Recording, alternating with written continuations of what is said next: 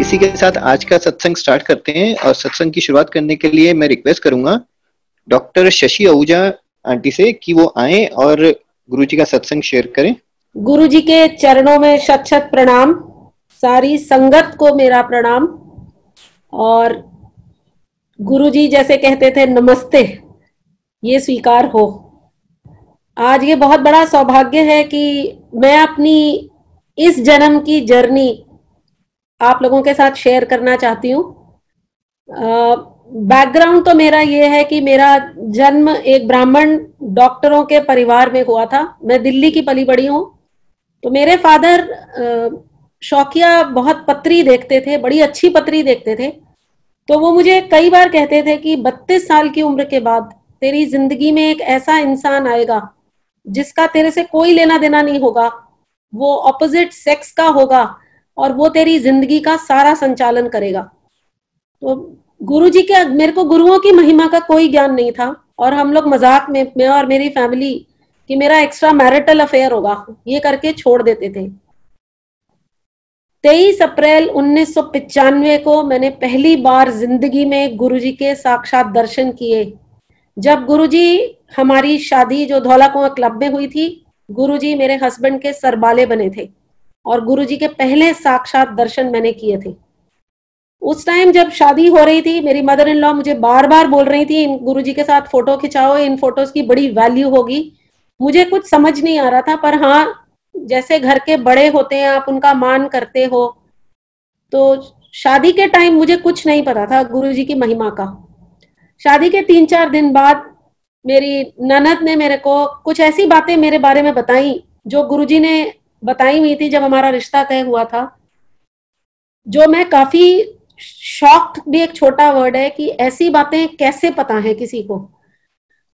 कुछ मैं आपसे शेयर कर सकती हूँ। जैसे गुरुजी ने कहा था कि मेरे फादर की डेथ हो चुकी थी 89 में, 95 में मेरी मैरिज हुई थी। तो गुरुजी ने मेरी मदर इन लॉ को, एक्चुअली क्या हुआ था, टाइम्स ऑफ इंडिया में एड थी, मेरी मदर ने उसमें अप्लाई किया था और सब फोटो वोटो शेयर की थी। अपेरेंटली मेरे मदर इन लॉ सारा बंडल लेके जलंधर में गुरुजी के पास गए थे। सारे बंडल में से गुरुजी ने मेरी फोटो निकाली थी और कहा था कि लड़की यही होगी। तो मेरे हस्बैंड उस टाइम गुरुजी के इतने डिवोटी नहीं थे। मेरे father in law, mother in law थे। तो उन्हें कुछ गुरुजी से शायद आर्ग्यू करा, हम लोग मिल चुके थे और हम एक दूसरे को रिजेक्ट कर चुके थे जब तक फोटोज गुरुजी के पास पहुंची। तो मेरे हस्बैंड के लिए एक बहुत बड़ा शौक था कि ये रिश्ता नहीं हो सकता क्योंकि हम तो रिजेक्ट कर चुके हैं। तब गुरुजी ने कहा था कि तूने अपना आज देखा, मैंने तेरा कल देखा, और अगर तू मेरे को मानता है तो तू ये शादी कर ले। तब तक मेरे हस्बैंड किसी और लड़की को सिलेक्ट कर चुके थे, तो it was very difficult for him, पर समहाउ ही सकम टू इट। मैं इसलिए आपको बता रही हूँ क्योंकि इसके बाद में ये चीजें कैसे गुरुजी ने बताई मुझे, ये बड़ा इंटरेस्टिंग एक सीन हुआ था। एनीवे, तो ये शादी फाइनली पक्की हुई।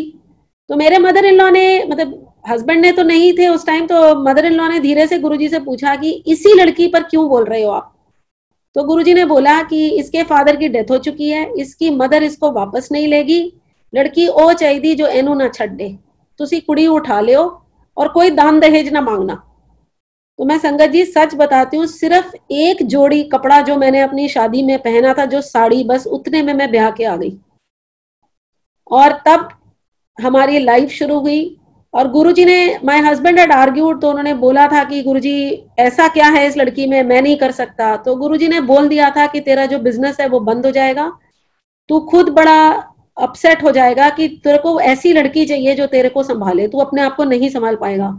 और 6 महीने के अंदर ये सब कुछ हो गया कि my husband lost his business, कुछ इन्वेस्टमेंट बैंकिंग का काम करते थे, and he was jobless, he was frustrated and it was difficult. But anyway, Guruji accepted me in his शरण। तो गुरुजी, ये हमारी शादी अप्रैल में हुई। जुलाई में गुरुजी ग्रेटर कैलाश में, हम लोग जैसे कहते हैं ना, जब वेले हुए तब चल पड़े, ग्रेटर कैलाश में तब गुरुजी होते थे। तो एक दिन हम लोग शाम को गए and my husband had some money in the car जो किसी को देना था। तो कार वहां पे पार्क करी एंड वी वेंट इन। तो गुरुजी ने सिर्फ चाय प्रसाद दी और बोला गाड़ी में जो पैसा पड़ा है वो लौटा के आओ, and he just didn't allow us. तो चाय प्रसाद दिया एंड वी वेंट। उसके बाद गुरुजी ने कुछ कुछ ऐसी चीजें, मतलब मेरे हस्बैंड जैसे दोपहर को मेरे से अपने पैर दबवाते थे। अब नई नई शादी हुई थी, मैं भी ज्यादा बोलती नहीं थी, तो मेरे को पड़ा था कि यार ये क्या अजीब सी बात है कि अब इनके पैर दबाओ। तो एक दिन मैंने कहीं मजाक में पंगे लेने के लिए कह दिया कि आप पहले मेरे पैर दबाओ फिर मैं आपके पैर दबाऊंगी। उस दिन शाम को हम ग्रेटर कैलाश मंदिर गए और Guruji was always very very loud and clear. Guruji ने कोई मम्बलिंग मैंने कभी नहीं सुनी गुरुजी ने इनकरेज की हो। तो बड़ी लाउडली गुरुजी ने सारे संगत के सामने बोला, देखो वो लड़की आई है जो अपने हस्बैंड से अपने पैर दबवाती है। मुझे इतनी शर्म आई कि मतलब गुरुजी तो सब कुछ ही लाउडली एंड क्लियरली बोल देते हैं। तो somehow I started getting this feeling कि गुरुजी को पावर है जब इनको सब बातें सुनाई देती हैं। मेरा उनके बारे में कोई ओपिनियन नहीं था एक्सेप्ट कि वो अगर घर के एल्डर हैं तो मैंने सिर्फ उनके मत्था टेकना है और मुझे सिर्फ ब्लेसिंग्स लेनी है। बाकी गुरुजी ने कभी मुझे ऐसा कुछ नहीं कहा जो मेरे को कोई चीज में प्रॉब्लम दे। जिंदगी चलती गई। सडनली एक दिन गुरुजी ने मेरे को जुलाई एंड में बोला, शशि आंटी पेट में दर्द होती है। एक्चुअली मैं खुद प्रोफेशनली डॉक्टर हूँ। मेरा एक परफोरेटिंग पेप्टिक अल्सर था which was going into pancreas. जब मेरे फादर की डेथ हुई थी तो लोग कहते थे कि स्ट्रेस है। एम्स में मेरी मदर बड़ी सीनियर रही हैं, तो एम्स के डॉक्टर्स ने मुझे बोला था कि आप अपनी सर्जरी करवा लो और वेगस नर्व कटवा लो ताकि आपका एसिड सिक्रीशन ना हो। That is the only method the medical world has to offer. मैंने मना कर दी थी क्योंकि फादर की डेथ हुई थी। I didn't want to go on an operation theatre table. जब गुरुजी ने बोला पेट में दर्द होती है, मैंने कहा हाँ जी गुरुजी। तो बोलते हैं पान के पत्ते लेकर आना। मैंने बात आई गई कर दी। जुलाई 95 दिसंबर 95 में हम जलंधर मंदिर गए थे गुरुजी के पास। तो मेरे मदर इन लॉ भी साथ थे और गुरुजी ने तब कहा, शशि आंटी पान के पत्ते नहीं लाई। तो मेरे को लगा मतलब पान के पत्ते में इतना बड़ा क्या रखा हुआ है। तो my mother in law you know she lost her head on me कि सुनते नहीं हो, किसी की बात करते नहीं हो। तो मैंने उनको धीरे से बोल दिया, मैंने कहा आपका विश्वास होगा मेरा नहीं है। Anyway my husband told me चल चल पान के पत्ते लेकर आते हैं, like will diffuse the situation. तो जलंधर मंदिर के पीछे एक लेवल क्रॉसिंग है, उधर पर एक पान की शॉप है। हम वहां तक गए और सुबह का 10 बजे का टाइम होगा और पान के पत्ते के लिए हमने उसको बोला हमें पान के पत्ते दे दो। तो पान का दुकान वाला मुझे कहता है गुरुजी ने मंगाया है। तो मेरे दिमाग में, क्योंकि हम बड़े गंदे लोग हैं, मतलब मैं अपनी गंदगी अपनी कम से कम आपको बता सकती हूँ कि मेरे दिमाग में आया कितना बड़ा यहाँ पे फाइनेंशियल रैकेट है। ये पान बेचेगा और उस पान को मैं फंड करूंगी और उस पान के पत्तों से सारा लोग पता नहीं कहाँ जाएगा। You know small thing like पान का पत्ता। And this all went in my head. तो मैंने बोला हाँ गुरुजी ने मांगे हैं। तो उसने बोला आधा घंटा रुकना पड़ेगा, पर उसकी बाल्टी में पत्ते थे। तो मैंने उससे आर्ग्यू करा कि ये जो, क्योंकि पान की दुकान पे खड़े होना मुझे बड़ा ह्यूमिलिएटिंग एक्सपीरियंस लग रहा था। तो मेरे को गुस्सा आ रहा था कि मैं वहां क्यों खड़ी हूँ और वो भी दिन के 10 बजे। तो मैंने उसको बोला ये बाल्टी में जो पत्ते ये दे दे। तो कहता है कि नहीं गुरुजी के वहां फ्रेश पत्ते जाते हैं, तोड़ के लाने पड़ेंगे। आधा घंटा उसने हमें वेट कराया, in which I died I don't know how many number of times of shame. Anyway वो पान के पत्ते में लेकर आई। तो 10:30 पौने 11 हुए होंगे और गुरुजी ने मेरे को बोला जा ऊपर जाके सो जा। अब मुझे लगा 11 बजे कौन सो जाता है दिन में। मैंने कहा मुझे नींद नहीं आई है। तो गुरुजी ने फिर बोला जा ऊपर जाके सो जा। मेरी थोड़ी सी आर्ग्यूमेंटेटिव टेंडेंसी हो गई। तो मेरी ननद ने मुझे बोला अगर कह रहे हैं तो तू ऊपर चली जाना, तू सो या ना सो उससे तेरे को क्या फर्क पड़ता है। तो मैं ऊपर चली गई और वहां गुरुजी का झूला और वो रेड कारपेट वो मेरे आज तक दिमाग में तरोताजा है। और मैं पता नहीं कब सो गई, मुझे कोई होश नहीं, मुझे कुछ नहीं पता कब नींद आई कब मैं गिर गई। 3 बजे का टाइम होगा जब मेरी ननद मेरे को धक्के मार मार के उठा रही थी कि जल्दी उठ तेरे को गुरुजी ने नीचे बुलाया। मैंने अपने होश संभाले क्योंकि मैं कभी बिना चादर ओढ़े नहीं सोती हूँ। अगर मैं ट्रेन में होती हूँ तो मैं बिल्कुल नहीं सोती हूँ क्योंकि मुझे लेटने में बड़ी शर्म आती है। एंड जब मैं उस टाइम उठी तो मैंने देखा मेरे ससुर भी हैं, मेरे हस्बैंड भी हैं, बगल में लेटे हुए हैं। मुझे बड़ी शर्म आई कि मैं अपने ससुर के सामने बिना चादर ओढ़े लेट कैसे गई।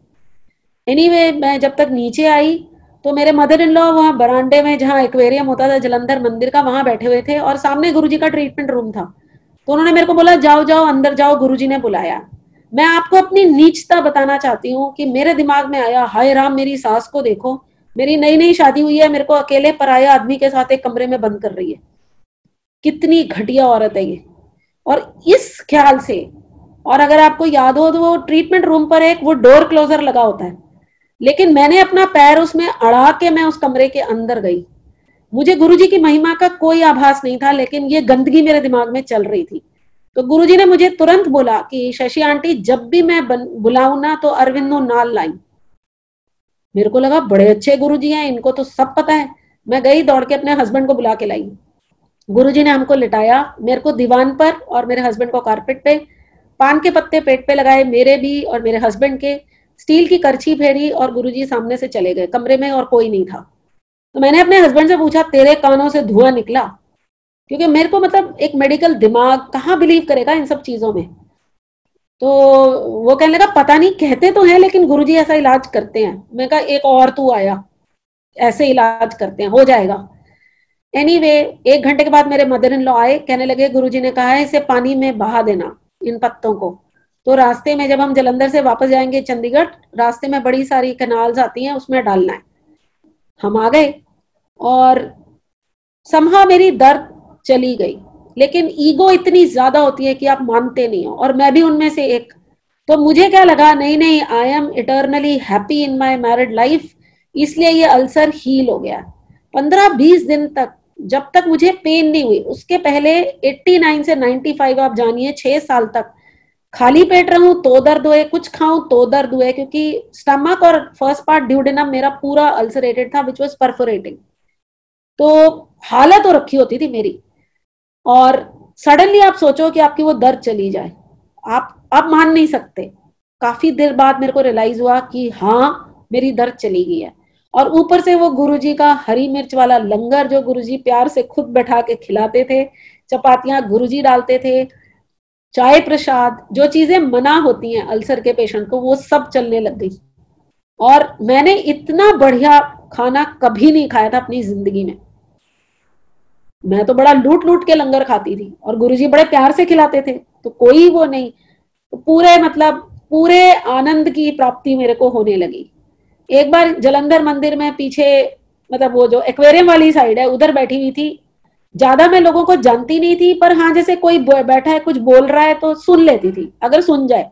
कान लगा के नहीं सुनती थी, पर हाँ सुन रहे थे। तो एक किसी बात पर हंस रही थी मैं किसी के साथ, जब गुरुजी वहां से निकले और बोलते हैं मुझे, देखो कितने आराम से बैठ के हंस रही है, इन्हों नहीं पता मैंने इसके कितने ऑपरेशन कर देते।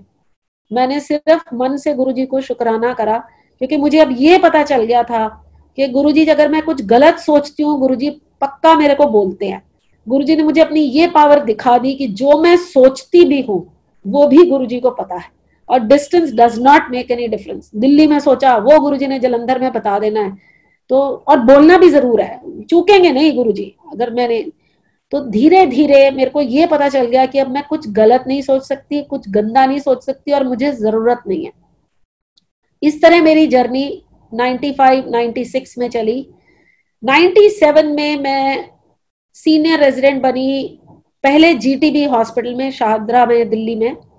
और मेरे को थोड़ी थोड़ी कोई स्पॉटिंग होती थी रोज।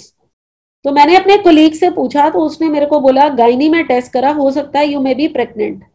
तो मैं उस दिमाग से अपना चेकअप कराने गई। जब पता चला कि प्रेगनेंसी नहीं है, तो I have to be investigated for a cancer. मेरी 1-1.5 साल तक टेस्ट होते रहे, सब कुछ होता रहा, मेरी डीएनसी भी हुई, and finally I arrive with the diagnosis of uterine cancer. मेरी जिंदगी खत्म हो गई, क्योंकि मेरी mother is a cancer specialist, she is no more now. वो यूएस इमिग्रेट कर गई थी, और ब्रदर्स, मेरे 2 ब्रदर्स हैं, दोनों यूएस में हैं। बड़ा वाला ऑन्कोलॉजिस्ट है, लेकिन वो भी जा चुका था। और इस साइड की फैमिली में मैं कुछ बोल नहीं सकती थी, और मेरी कोई फैमिली नहीं हुई थी। तो मुझे ये पता था कौन सी सास एक बहू जिसके यूट्रस में कैंसर हो उसे एक्सेप्ट करेगी। तो I decided not to take chemotherapy. I was advised by the AIIMS HOD, and I decided I would rather die. उसके बाद मेरा हस्बैंड दूसरी शादी कर ले, मेरे को चलेगा। तो मैंने किसी को कुछ नहीं बताया, and I did not take the treatment. 97 late या 98 अर्ली होगा जब मेरे मदर इन लॉ चंडीगढ़ से दिल्ली आए। मैंने तब तक विलिंगडन हॉस्पिटल या राम मनोहर लोहिया हॉस्पिटल ज्वाइन कर लिया था as a senior resident, and she told me कि गुरुजी दिल्ली आए हुए हैं, तूने चलना है? तो मैं ना गुरुजी के दरबार में बहुत दौड़ दौड़ के जाती थी, not because of any faith but because of a very tasty langar which is served. और मैं बचपन से, जब से मैंने होश संभाला है, मैं उस परिवार से हूं जहां पे जब तक तुम रोटी बनाओ नहीं तुम खा नहीं सकते। तो मैं जब से मैंने होश संभाला, मैं तब से चपातियां बनाती हूँ, खाना बनाती हूँ, बर्तन धोती हूँ, क्योंकि वो रोटी मैं कभी नहीं खा सकती जो मैंने नहीं बनाई हो। और गुरुजी के दरबार में मैं कुछ नहीं करती थी सिवाय रज के खाना, रज के चाय प्रसाद पीना और सिर्फ खुश रहना। बस ये चीजें मुझे बड़ी अट्रैक्ट करती थी। मैं कुछ नहीं और सोचती थी कौन सी डिवाइन पावर, कौन आता है कौन जाता है, मुझे उससे कोई मतलब नहीं है, पर मेरी खुशी हो जाती थी उस शाम की। इस लोभ से मैंने अपने मदर इन लॉ को बोला यस मैंने जाना है, एंड वी केम टू छोटे मंदिर। तब गुरुजी की बड़ी छोटी संगत होती थी और ऊपर फर्स्ट फ्लोर पे गुरुजी सोफे पे बैठा करते थे। मैं वहां पर आई, मैंने गुरुजी से कुछ नहीं कहा, मेरे को, क्योंकि मुझे कुछ ऐसा था भी नहीं कि मैंने कुछ गुरुजी से मांगना है या गुरुजी कुछ दे सकते हैं। पर गुरुजी ने जब आज्ञा दी, लंगर खिलाया, आज्ञा दी, तब मुझे बोले, जब मैंने मत्था टेका, आगे मेरे मदर इन लॉ थे, वो मत्था टेक के पीछे मुड़े, उसके बाद मैं थी, पीछे मेरे फादर इन लॉ थे। जब मैंने मत्था टेका तो गुरुजी मुझसे कहते हैं शशि आंटी कल अपने सारे टेस्ट रिपीट करा ले। तो मेरी मदर इन लॉ फट से पीछे मुड़े, कौन से टेस्ट कौन से टेस्ट। अब मुझे लगा मैं क्या बताऊं। She was thinking in terms of pregnancy, I knew it is cancer. Anyway मेरे को तो कुछ, मेरी मतलब I didn't have a feeling in my mind, पर बोला है तो चलो टेस्ट करा लेते हैं। तो मैंने अपने टेस्ट कराए and I used to give my sample to Lal's lab at Hanuman road, और माई टेस्ट बिकेम 0 ओवरनाइट। 1 साल से 1.5 साल से उसमें कैंसर चल रहा था, वो 0 हो गया। मैंने अपनी गायनेकोलॉजिस्ट को रिपोर्ट किया, शी सेड नहीं नहीं सैंपल में गड़बड़ हुई होगी, दोबारा सैंपल दे, मैं फोन पे बात करती हूँ। फिर वो अशलोक हॉस्पिटल में, ग्रीन पार्क में अशलोक हॉस्पिटल की कोई लैब थी, एक सैंपल उधर गया, एक सैंपल लाल लैब में गया, दोनों सैंपल्स नेगेटिव फॉर कैंसर आए। मेरी डॉक्टर मेरे पे बहुत चिल्लाई, मुझे नहीं पता तू कहाँ गई थी, मुझे नहीं पता तेरे गुरु की क्या शक्ति है, पर आइंदा से कभी फैमिली की बात मत करना, you can not have a family because I don't know where your cancer is. तो हमें लगा यार आसमान से टपके खजूर में अटके, इसमें मैंने क्या, मैं भी उसकी बात आई गई कर दी। गुरुजी ने छोटे मंदिर में तब अपनी संगत शुरू कर दी थी, तो घूमते फिरते मैं जाती थी। जब मैं नेक्स्ट गई तो गुरुजी ने आते ही मुझे बोला की कह रही है तेरी डॉक्टर नहीं, तेरा फैमिली नहीं होएगी, तेरा पहला मुंडा होएगा। मैंने थैंक यू गुरुजी, कोई सीरियसली कुछ नहीं बोला, छोड़ दिया। दिस वाज 98 एंड 99 जब मिलेनियम टर्न हुआ तो मैं बड़ी अपने बॉस से लड़ लड़ के छुट्टी लेके, Arvind was in Bombay, my husband, I went to Bombay. तो जब वो दिसंबर और उसकी फॉग चलती है जनवरी की, उसमें ट्रेन डिले होते हैं, फाइनली 9 जनवरी 2000 को मैं छोटे मंदिर गई गुरुजी के पास। पूरी संगत भरी हुई, हॉल भरा हुआ खचाखच, और मैंने गुरुजी को अपनी तरफ आते हुए नहीं देखा, और suddenly he was standing in front of me. मैं खड़ी हुई, गुरुजी कहते हैं मिलाई हो आई बॉम्बे, मैं कहा हाँ जी गुरुजी। कहते हैं अरविंद मिलाई, मैं कहा हाँ जी। गुरुजी कहते हैं और की शशि आंटी हुन तेरे पीरियड्स नहीं आने, हुन ते तू प्रेग्नेंट है। It was such a shocking thing in front of a hall full of संगत। और मेरे पीरियड्स तो अभी 1 हफ्ते बाद आने थे। साइंस में आज भी कोई ऐसा टेस्ट नहीं है जो आपको without missing your periods, miss तो बहुत दूर, 1 हफ्ता पहले आज भी आपको बता दे कि आप प्रेग्नेंट हो। मैं चुप कर गई, आई वॉज बिल्कुल पूरे सन्नाटे में। Anyway my cycles didn't come, then I overshot, and January I tested my urine, it became positive for pregnancy. अब गुरुजी के साथ तो सब कुछ जाहिल है, लेकिन अज्ञानी तो हम हैं। आई रिपोर्टेड टू माय डॉक्टर, अब वो मेरे पीछे पड़ गई, इसको अबॉर्ट करो, क्योंकि कैंसर का पता नहीं, ऊपर से कंसीव करके आ गए हो। तो मेरा उससे ये झगड़ा होने लगा कि अगर मुझे कोई दिक्कत होगी तो मैं अबॉर्ट करा लूंगी, लेकिन जब तक दिक्कत नहीं होगी तो मैं ऐसे कैसे छोड़ दूं। तो we had a big tiff on it and I decided not to abort. March में मेरे को फिर कोई स्पॉटिंग हुई, she put me on a bed rest, और महीना भर उसने बेड रेस्ट पर डाला मुझे, लेकिन मेरे में इतनी एनर्जी कि मैं अपने आप को रोक नहीं पाती थी। लोग प्रेगनेंसी में बड़े ध्यान से और बड़े स्लो हो जाते हैं, और मैं डबल द रेट हो गई। अब मुझसे बैठा ही ना जाए, लेकिन ऑफिशियली मेरे को ड्यूटी ज्वाइन नहीं करने को मिल रही थी, क्योंकि फिटनेस सर्टिफिकेट नहीं मिलता गवर्नमेंट सर्विस में। प्रेगनेंसी में अगर कोई कॉम्प्लिकेशन हो जाए, कोई भी डॉक्टर आपको फिटनेस सर्टिफिकेट नहीं देता। और गायनेकोलॉजिस्ट तो लास्ट वन। तो एनीवे मेरी गायनेकोलॉजिस्ट ने मुझे सीरीज ऑफ इंजेक्शंस, पता नहीं 15-20 गोलियां खाने को दे दी कि मुझे नहीं पता तू क्या कर रही है। तो मैं ना हफ्ते में 2 बार अपने इंजेक्शंस लेती थी इंट्रामस्कुलर। कितने लोगों से आप रिक्वेस्ट करोगे कि मुझे इंट्रामस्कुलर दे दो? मैंने अपने आप को खुद ही इंजेक्शंस लगाने शुरू कर दिए, which is such a risky thing. आपको कोई रिएक्शन हो जाए, आप खुद ही मर जाओगे। तो मैं ट्रांस यमुना एरिया में एक रूम में रहती थी। मैं खुद को खुद ही इंजेक्ट करती थी ना, बंद रूम। कुछ होने को तो तभी कुछ हो जाए, लेकिन कुछ नहीं हुआ। फिर मैं इंजेक्शन से तंग आ गई। फिर एक दिन मैं गुरुजी के पास गई और मैंने गुरुजी से बोला, गुरुजी मेरे को ना इंजेक्शन नहीं लेने। तो गुरुजी अपने वो टिपिकल स्टाइल में मुस्कुराए, मुझसे कहने लगे ले ले। मैं चुपचाप वापस आ गई, पर मैं कन्विंस थी कि मेरे नहीं लेने। मैं फिर गई 1 हफ्ते के बाद, फिर मैंने गुरुजी से बोला, तो गुरुजी ने मेरे को बोला ले ले। और मैं बहुत स्पॉन्टेनियस हूँ अपनी पर्सनैलिटी में। तो मैंने फट गुरुजी को बोला, मैं कहा गुरुजी मैं आपसे पूछने नहीं आई हूँ, मैं आपको बताने आई हूँ। And then I realise what have I spoken. तो गुरुजी हंसे और मुझसे बोलते हैं, अच्छा ठीक है, हर हफ्ते तू यहाँ पर आना, मैं तेरे को प्रसाद ब्लेस करके दूंगा और तू वो हर हफ्ते प्रसाद खाना। आप सोचो कहाँ आपकी दवाइयां और कहाँ आपके इंजेक्शन और कहाँ गुरुजी का लंगर और कड़ा प्रसाद जो गुरुजी हाथ से बांटते थे। What a compromise. मैं कहा हाँ जी गुरुजी मैं हर हफ्ते आऊंगी। And I started going. तो मीनवाइल जब ये मेरे को मार्च में स्पॉटिंग हुई, आई कुड नॉट गो। महीना ऐसे ही निकल गया। मैंने अपने मदर इन लॉ को बहुत रिक्वेस्ट किया, वो लोग दिल्ली आए थे कि आप मेरे को ले जाओ, लेकिन कोई ले जाने को तैयार नहीं कि कार में कुछ हो जाएगा, ये हो जाएगा, वो हो जाएगा। फाइनली जब सबने मेरे को छोड़ दिया, मैं एक दिन खुद ही गाड़ी उठाई और पहुंच गई। तब ये आई थिंक मार्च तो नहीं होगा, अप्रैल, बैसाखी का फंक्शन होके चुका था और बड़े मंदिर में 2nd डे फंक्शन हो रहा था। तो व्हेन आई वेंट देयर, तो गुरुजी कहते हैं हुन आई है। तो हमारा तो एक बढ़िया तरीका होता है, हम हर चीज पे तो परमात्मा को ब्लेम करते हैं, सुख में तो नहीं करते, दुख में तो हमेशा कहते हैं परमात्मा का दिया है। मैंने भी गुरुजी को बोल दिया, मैं कहा गुरुजी आप ही ने तो मेरे को रोक के रखा हुआ था। तो गुरुजी कहने लगे चल अच्छा बैठ, और पूरा एक इमरती का डब्बा भर के गुरुजी ने मेरे को दिया। एनीवे लंगर खाया।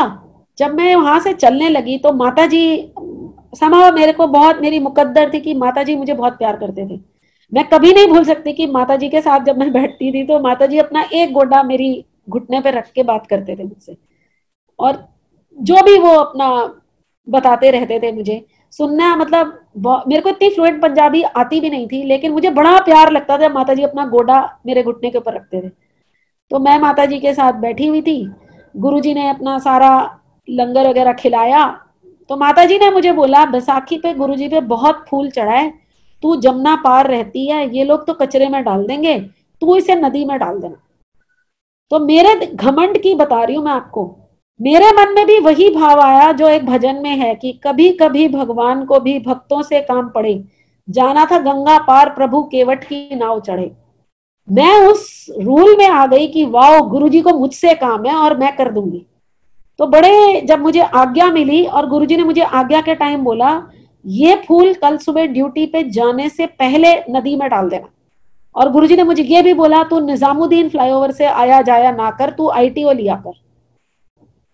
तो मैंने कहा ठीक है गुरुजी, अब आई एम ओब्लाइजिंग यू। इस एटीट्यूड से मैंने सेवादार को बोला जो गुरुजी पे फूल चढ़ा है उसको दे दो। मेरी इमेजिनेशन 2 लिफाफा भर के फूल के बियॉन्ड नहीं थी। और जब वो सेवादार फूल लाया, वो इतने बड़े बड़े 2 टोकरे कि वो जो छोटी सी मारुति 800 है वो तो बहुत छोटी लगने लगी।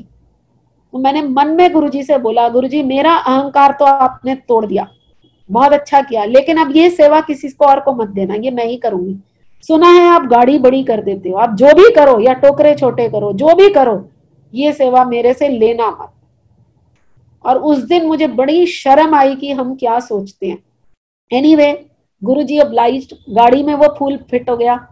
मैं अपनी एक बड़ी दूर की मेरी आंटी, बहुत बुजुर्ग, बस हम 2 जने, और पूरी मारुति 800 पीछे सीट गिरा के फूलों से भरी हुई, इतना फूल। हम वो गाड़ी चला के लाए और ITO के पुल पर, अब हमें तो कोई ज्ञान नहीं, रात का 1-2 बज रहा था।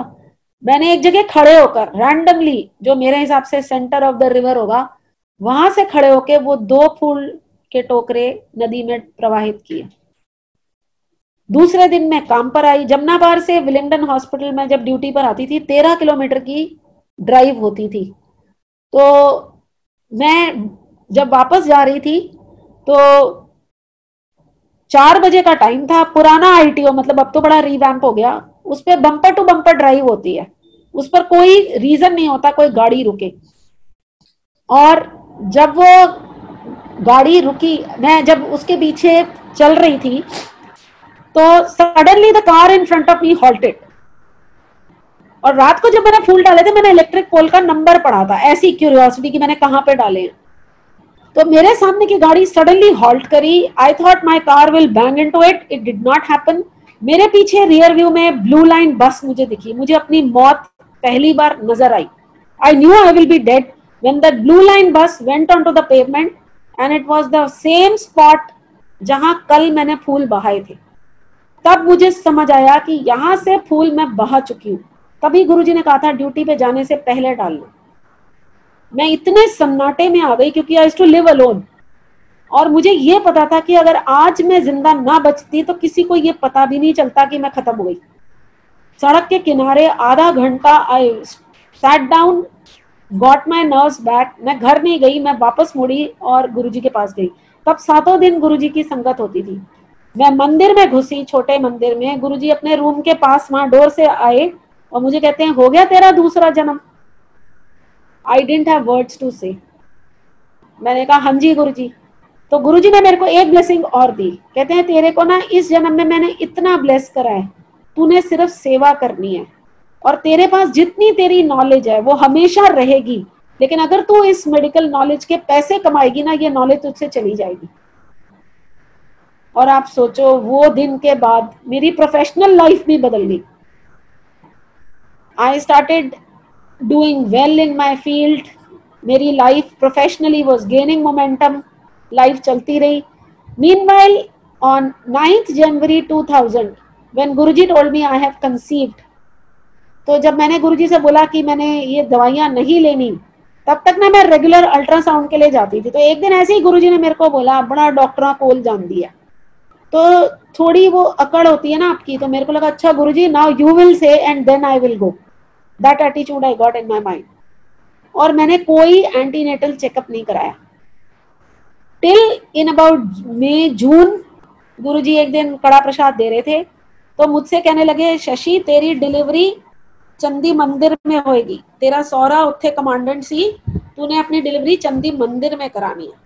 अब ऐसा है, मैंने तो सिर्फ लोगों के तजुर्बे सुने थे, कौन सी लड़की ससुराल में अपनी डिलीवरी कराई, मुश्किल है। लोग तो मायके जाते हैं, पर मेरी मदर ने मेरे वो ऑप्शंस बंद कर दिए थे। तो मेरे को था मैं अकेले करा लूंगी, जो भी है सर्वेंट्स यूज कर लूंगी, जो भी I will manage on my own. But मैंने गुरुजी से बोला, गुरुजी मैं कहीं भी चली जाऊंगी, ससुराल नहीं जाऊंगी। It is very difficult for my mother in law to arrange everything and it will not happen, क्योंकि लोगों के तजुर्बे बड़े खराब रहे हैं डिलीवरी के बारे में। गुरुजी ने मेरे को 2-3 बार बोला, शशि डिलीवरी चंदी मंदिर होएगी। फिर फाइनली एक बार, क्योंकि मैं हर हफ्ते जाती थी, गुरुजी ने एक दिन मेरे हाथों में कड़ा प्रसाद रखा। तब ये नॉर्म हो गया था कि आप कड़ा प्रसाद बाहर जाके खाओगे। गुरुजी ने मेरे को वहीं बिठा दिया और मुझसे कहते हैं इधर ही बैठ जा, इधर ही खा और मेरे को बता कि तू कब जाएगी। तो सरेंडर जब आपके अंदर आता है, अब मैं क्या बताऊं, तो मैंने गुरुजी से बोला जब आपको इतना ही पता है तो आप ही बता दो। तो गुरुजी ने 23 या 24 जून की मेरे को डेट दी और आप मानो उसकी छुट्टी थी दिल्ली में, सेंट्रल गवर्नमेंट की छुट्टी थी, लेकिन आर्मी हॉस्पिटल वर्किंग था। ये दिन गुरुजी ने मुझे चुन के दिया। मुझसे कहते हैं गुरुजी तेरी छुट्टी है, तू उत्थे जा, उत्थे वर्किंग है, डॉक्टर को दिखा के आ। फिर क्योंकि सवाल पूछना तो होता ही है, तो मैंने गुरुजी से पूछा, गुरुजी फिर जाऊं कैसे? गुरुजी कहते हैं शताब्दी तो जाई, सौरे ने कहीं तेन छड़ जाए। अब that was the first time in my life I was going to my in law's house without my husband. और चंडीगढ़ ना किसी दिल्ली वाले के लिए बड़ा कंफ्यूजिंग है, क्योंकि उसमें सब कुछ इतना मेटिकुलस है कि हमें इतने मेटिकुलस की आदत ही नहीं है। और मेरे जैसे तो बिल्कुल ही, जो मतलब बिल्कुल दिमाग नहीं लगाते एक्स्ट्रा चीजों पर, मुझे कोई रास्ता नहीं पता। मैंने अपनी मदर इन लॉ को फोन किया, मैंने कहा गुरुजी ने बोला है, उस टाइम मोबाइल्स भी नहीं होते थे। मैंने उनको बोला, मैंने कहा आप मुझे लेने आ जाओगे? तो मदर इन लॉ बोलने लगे हाँ गुरुजी की आज्ञा है, हम आ जाएंगे। लेकिन मेरे मन में ना एक शक हो गया, अगर ये नहीं आए तो मैं क्या करूंगी? शताब्दी तो रात को 10-10:30 बजे पहुंचती है, मैं वहां चंडीगढ़ रेलवे स्टेशन पर 10 बजे उतर के क्या करूंगी? तो मैंने अपने मदर इन लॉ को बोला, आप प्लेटफॉर्म के शुरू में खड़े होंगे और अगर चलती हुई ट्रेन से मैंने आपको नहीं देखा तो मैं उससे बेटर है वो कालका में खत्म होती है, मैं कालका चली जाऊंगी, because Himachal is much more safer than getting down in Chandigarh. I will not get out of the train. तो बिलीव मी, मेरे मदर इन लॉ कभी किसी की सुनते नहीं थे बेचारे, वो खड़े हुए। They came to pick me up, I went for a checkup, the doctor saw me and he told me we will do a caesarean. तो पहला डर आपका यही होता है, मैं कहा यार तू सिजेरियन कर देगा, and army doctors are very friendly. तो he said unless you want disasters to happen, age बहुत ज्यादा है, लेबर इतनी अच्छी होगी नहीं, तू इमरजेंसी में सिजेरियन करा लेना। बैगा नहीं नहीं ऐसा कुछ मत कर, तू कर दे। तो ही टोल्ड मी कि अगस्त एंड तक तुम आ जाना, September end is your due date. ठीक है, and till then I never went to anybody. मेरे ऑफिस में जो मेरे हेड ऑफ द डिपार्टमेंट थे, उनकी लड़की was also carrying 15 days ahead of me, और उसको दुनिया भर के कॉम्प्लिकेशंस हो रहे थे, उसका प्रोटीन लेवल कम, उसको ड्रिप लग रही, उसको ये लग रहा। तो जब भी मेरे एचओडी मुझे देखते थे, मुझसे कहते थे शशि तेरे को कुछ हो गया तो सारी दुनिया मुझे जूते मारेगी, कि अपनी लड़की को तो इतना संवार के रखा, दूसरे की लड़की को ऐसे धकेल दिया, तू प्लीज छुट्टी ले ले और चली जा। मैंने कहा सर गुरुजी हैं मेरे, और जब तक वो आज्ञा नहीं करेंगे ना मैं लेबर में नहीं जाऊंगी, आप निश्चिंत रहो। अब वो सर मेरे को, फिर जहां भी मैं काम करती हूँ उनको पता होता है, तो Guruji is known as Shashi is Guruji. तो मुझे कहते हैं अब तू अपने गुरुजी की ना कहियो मुझे। मैंने कहा सर हैं आप मान लो। एनीवे उनका मेरा ये टिफ चलता रहा, बट आई कंटिन्यूड वर्किंग। 20 या 21 अगस्त की बात है, जब जन्माष्टमी आई तो गुरुजी ने तब तक मुझे बोल दिया था अपने सास और सौरे नु कहीं तेनू ले ना जाए।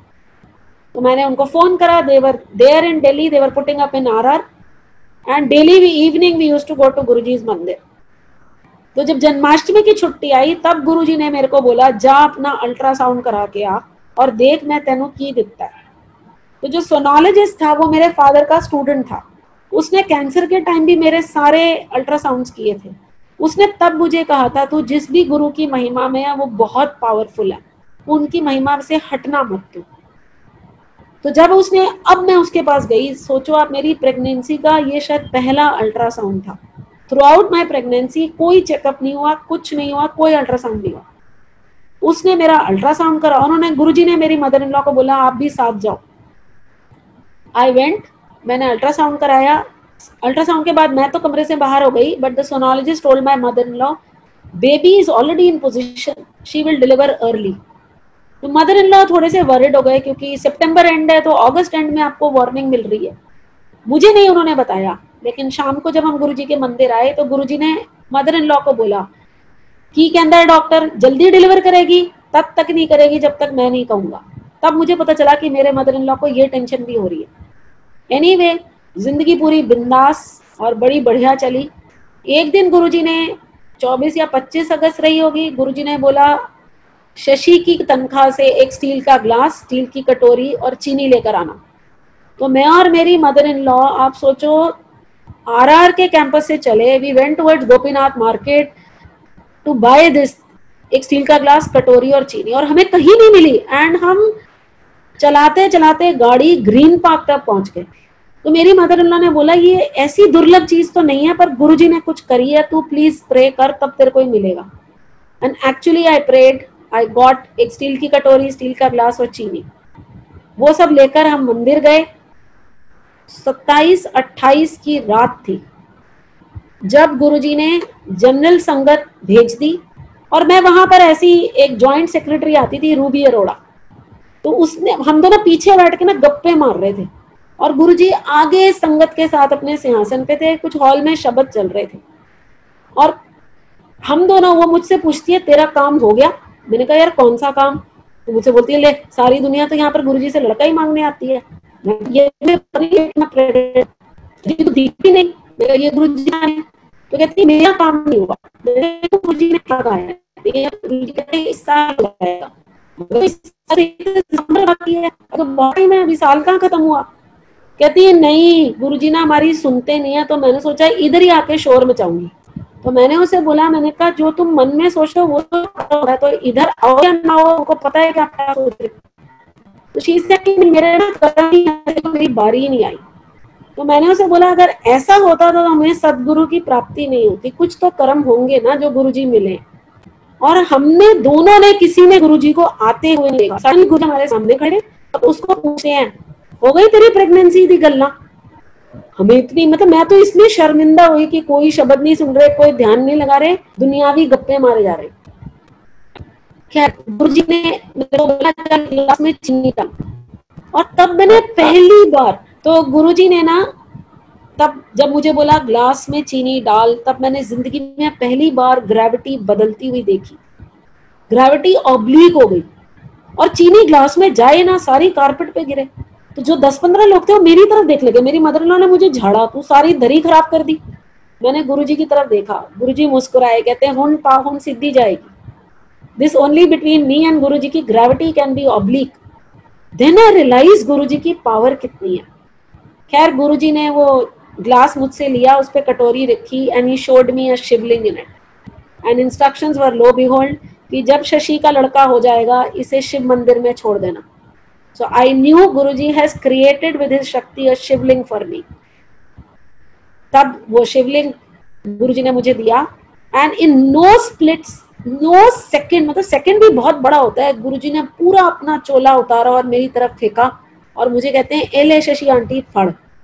पता नहीं जैसे गुरुजी ना दिमाग फेर देते हैं, मेरे दिमाग में लगा हुआ है कि इस चोले की तह लगानी। और मेरे हिसाब से जब मैं गुरुजी को देखती थी, मेरे हिसाब से गुरुजी की हाइट 5'7", 5'8" से ज्यादा मुझे नहीं दिखती थी। एंड आप सोचिए, मैंने गुरुजी की जो धोती होती थी उससे तह लगानी शुरू की और मुझे उसका दूसरा एंड नहीं मिला। मेरे हाथ भर गए दोनों, लेकिन एंड नहीं मिला। देन आई लुक्ड एट गुरुजी, गुरुजी मुस्कुराए, कहते नहीं दोबारा लगा, अब तुझे एंड मिल जाएगा। मैंने वो सब लपेटा, गुरुजी की जैकेट, गुरुजी का kurta, and I turn to Sudha aunty who was standing behind me कि आंटी अब इसका कहाँ रखना है, इसको कहाँ रखना है। देन शी टोल्ड मी तेरे को पता नहीं है फड़ का क्या मतलब होता है।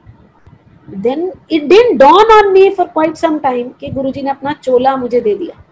मैंने मत्था टेका तो गुरुजी ने मुझे बोला, सब पता है उनको, गुरुजी ने मुझे बोला कभी कोई चिंता ना लाना, मैं तेनू इन्ना ब्लेस कर देता।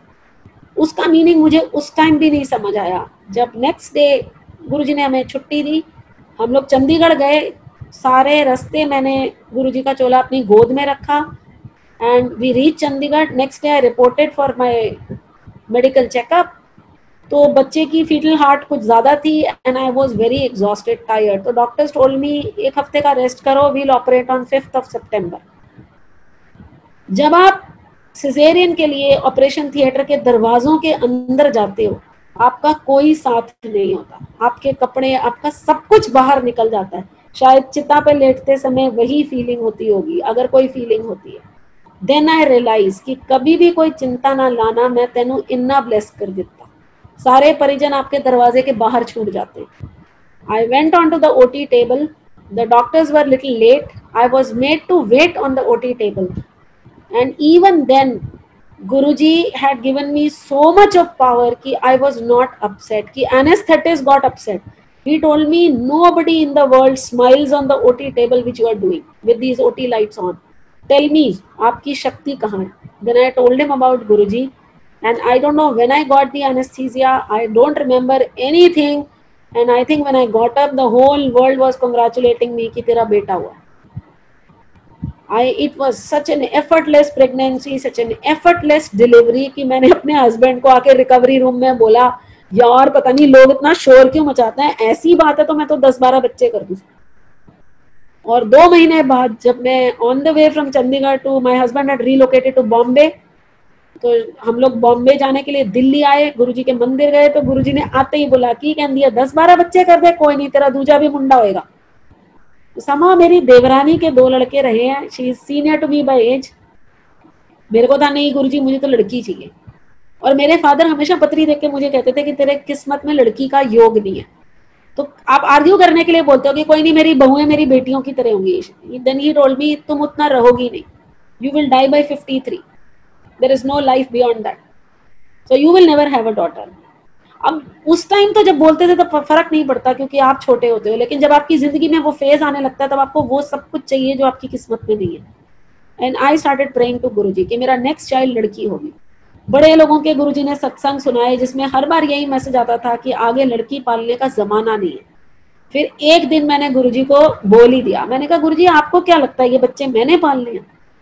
पालने तो आपने, अगर आपकी कैपेबिलिटीज में कमी है तो मुझे लड़की मत देना, नहीं तो मुझे लड़की देना। क्योंकि वो एक दिन जब रक्षाबंधन होगी मेरा लड़का इंतजार करेगा, और मैं नहीं चाहती कि मेरा बेटा किसी का भी इंतजार करे, उसकी अपनी बहन होनी चाहिए। और आप सोचो, आई कंसीव्ड अगेन, इन बिटवीन मेरा ड्रॉप भी हुआ, आई कंसीव्ड अगेन, एंड 7वें महीने में I was in Bombay with no antenatal checkup, no idea how many children I have. क्योंकि जब मैं डिलीवरी के लिए फिर जलंधर मंदिर आई, वहां मुझे बब्बर आंटी मिली, and she asked me, Shashi are you carrying twins? मैंने कहा मैंने तो अल्ट्रासाउंड ही नहीं कराया, मुझे पता नहीं, पर अब तो जितने भी हो जाए मुझे कोई फर्क नहीं पड़ता। शी सेड, तू डॉक्टर हो गए, तेरे को ये नहीं पता कि तेरे कितने बच्चे हो रहे हैं? मैंने कहा पहला गुरुजी ने दे दिया, आगे जो देंगे सही देंगे। She was shocked. बट गुरुजी ने उस टाइम जब मैंने अपना चेकअप कराया बिफोर गोइंग टू जलंधर मंदिर, तो डॉक्टर्स टोल्ड मी 12 अप्रैल को हम तेरा इलेक्टिव सिजेरियन करेंगे, कमांड हॉस्पिटल लग गया। अब 12 April happen to be my mother in law's birthday, तो मुझे लगा नहीं, why should my child share the date of birth? तो मैं अपने हस्बैंड से लड़ने लगी कि डेट चेंज कराओ, इट्स एन इलेक्टिव सिजेरियन, एक दिन पहले एक दिन बाद भी हो सकता है, इसको चेंज कराओ। But somehow the family was not for it. तो मेरे मन में बड़ी वो उथल पुथल चल रही थी कि why should it be the same day? And I went to Jalandhar मंदिर कुछ दिन पहले, तो गुरुजी ने गेट पर ही मुझसे पूछ लिया कदों की डेट मिली है?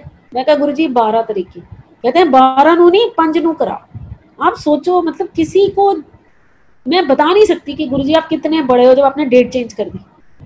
और मैं बड़ी खुशी खुशी, दो the family didn't like it, पर मैं वापस आई, गुरुजी ने जब आज्ञा दी जलंधर मंदिर से, and I got myself operated on 5th. I had to fight with the operating surgeon a little bit, fight in the sense you had to argue. और 7th को वो डॉक्टर जब राउंड्स पर आया and he was alone with me, he asked me, किसने date change की थी? Did you take a second opinion? मैंने कहा इसका मतलब कुछ हुआ है टेबल पे। If you promise to tell me the truth, I'll tell you. He was a sick Colonel Kanwar and I told him कि नहीं, मेरे गुरुजी की आज्ञा। अब ही न्यू द महिमा ऑफ गुरुजी, तो ही टोल्ड मी, शशि आजकल के जमाने में ऐसे गुरु नहीं मिलते। मैंने कहा मेरी लक है। कहते तेरा गुरु में इतना विश्वास है शशि, तू जिस भी गुरु की शरण में है बहुत पावरफुल है। And then he told me कि मैंने जब तेरा चेकअप किया था you were perfectly all right. मैंने तो उसे बोला मैं तो फिर जलंधर भी गाड़ी चला के गई और जलंधर 2-3 दिन रहकर फिर वापस आई। He told me when I operated your uterus had ruptured and the baby was out. Medical terms में within 24 hours you would have died. Somehow it didn't happen. This is Guruji. This is the power of Guruji. I have beaten personally in my entire life till now 26 times the death as I know. Guruji ने तो और भी बड़ी की हुई। This is the second time then this happened. Then I got a beautiful daughter. जब मेरे को ये खबर मिली कि मेरी बेटी हुई है, तो मैंने गुरुजी से मन ही मन पूछा, बोला मतलब कि गुरुजी इसके बाद मैं आपसे जिंदगी में कभी कुछ नहीं मांगूंगी। आज तो आपने मुझे वो दिया जो मेरी मुकद्दर में भी नहीं था। और बच्चों के नाम गुरुजी नहीं दिए, बेटे का नाम समीर, बिटिया का नाम श्रद्धा। मतलब इतने अनयूजुअल नेम्स। और गुरुजी के जब बेटा पैदा हुआ, इसके माथे पर गुरुजी का तिलक है जो उसको ही नहीं दिखता, बाकी सबको दिखता है। तो मैं ये देखती हूँ चलो तेरे में घमंड ना आए, लेकिन तो मेरे मदर इन लॉ हमेशा कहते थे कि अगर गुरुजी के तिलक वाला बच्चा है, तुझे नहीं पता किस ऋषि मुनि की आत्मा गुरुजी ने तेरे को दी है, इसे कभी पैर ना लगाना। और डे 1 से मेरे दोनों बच्चे मुझे कभी भी बच्चे नहीं लगे। I have lived my childhood with them, played with them and they have been so mature, so understanding. I have never felt कि ये छोटे बच्चे हैं जिनको मेरे को प्रोटेक्ट करना है, क्योंकि प्रोटेक्टर तो गुरुजी है, लाने वाले भी वही, रखने वाले भी वही। And that is a very different feeling as a parent कि जैसे ये बच्चे बड़े होते गए, मेरे में ये फील आती रही कि I am incompetent to be a mother to them. Really, गुरुजी की इतनी कृपा है। मैं ये नहीं कह रही कि उनका सब कुछ सही होता है, लेकिन उनका कुछ गलत होने नहीं देते गुरुजी। जबकि मुझे भी दिखता है कि ये गलत करा है, इसमें गलत होएगा, लेकिन गुरुजी रिजल्ट बदल देते हैं। तो this happened in 2002 and गुरुजी ने बिटिया दी मेरे को। तो we used to come thrice to Guruji's मंदिर at least in year. We had relocated to Bombay. मेरे हस्बैंड की कोई स्टेबल जॉब नहीं थी, तो समटाइम्स यू नो जब बच्चों को स्कूल में डालना था, and you know all schools take donations, we didn't have the money. तो हालत इतनी खराब हो गई थी कि पैसे नहीं थे एंड जॉब नहीं थी, और मुझे गुरुजी ने प्राइवेट प्रैक्टिस के लिए मना कर दिया था, तो रोटी कैसे खाओ। तो बॉम्बे जैसी माया की नगरी जिसमें पैसे के अलावा कोई भाषा नहीं चलती, उसमें मैं आ गई बिना पैसे के। तो एक बार शायद गुरुजी का बर्थडे था, व्हेन आई थिंक 2003 या 4 में, and I was very determined कि आज मैं गुरुजी से पूछ के जाऊंगी कि नौकरी कब लगेगी। अरविंद की लगा दो, क्योंकि आदमी की तनख्वाह से तो और घर चल जाता है, इज्जत रहती है, औरत भी बच जाती है, पर समा वो हो नहीं रहा था।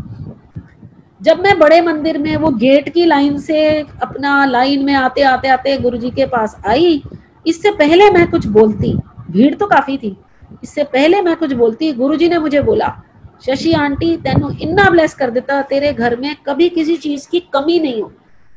मेरे दिल को इतनी शांति मिली जैसे मेरे को कुबेर का धन मिल गया। मैं वापस आ गई, मैंने कुछ नहीं बोला गुरुजी से। जब मैं बॉम्बे आई तो मुझे रियलाइज हुआ कि क्या कर दिया मैंने, पूछा नहीं मैंने।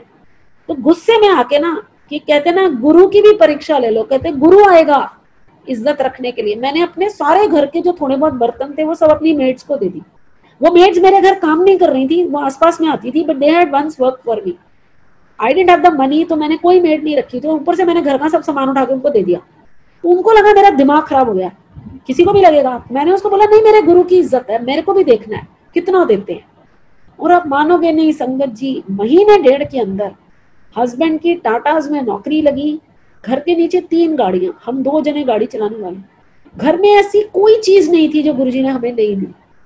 इतना वो देते गए कि मुझे शर्म आ गई। मैंने कहा गुरुजी बस बंद कर दो, नहीं तो अब दिमाग खराब हो जाएगा। और तब मुझे वो फेमस चीज समझ आई कि गुरु एक हाथ से भी देवे तो 2 हाथ में नहीं समाता। गुरु जब देने पर आता है तो वो इतना देता है जो तुम सोच नहीं सकते। This was a transition in my life कि गुरुजी क्या है। बॉम्बे से मैं एक बार दिल्ली आई हुई थी, तब गुरुजी ने थोड़े रिस्ट्रिक्शंस लगाने शुरू कर दिए थे, मस्ट बी 2003 और 4। तो मुझे याद है जब मैं एम्पायर स्टेट के बाहर गेट से अंदर आ रही थी, बस में मैं अपने बच्चे उठा के लाई, एक कक्कड़ अंकल सेवादार होते थे, उन्होंने मुझे बोला बच्चों को अंदर ले जाना अलाउड नहीं है। मेरे दोनों बच्चे सो रहे थे गोद में। तो मैंने कक्कड़ अंकल से बोला आप सेवादार हो? मैं उनको जानती नहीं थी। कहते हैं हाँ। मैंने कहा फिर आप बच्चा पकड़ो, आप सेवा करो, मैं अंदर जाती हूँ।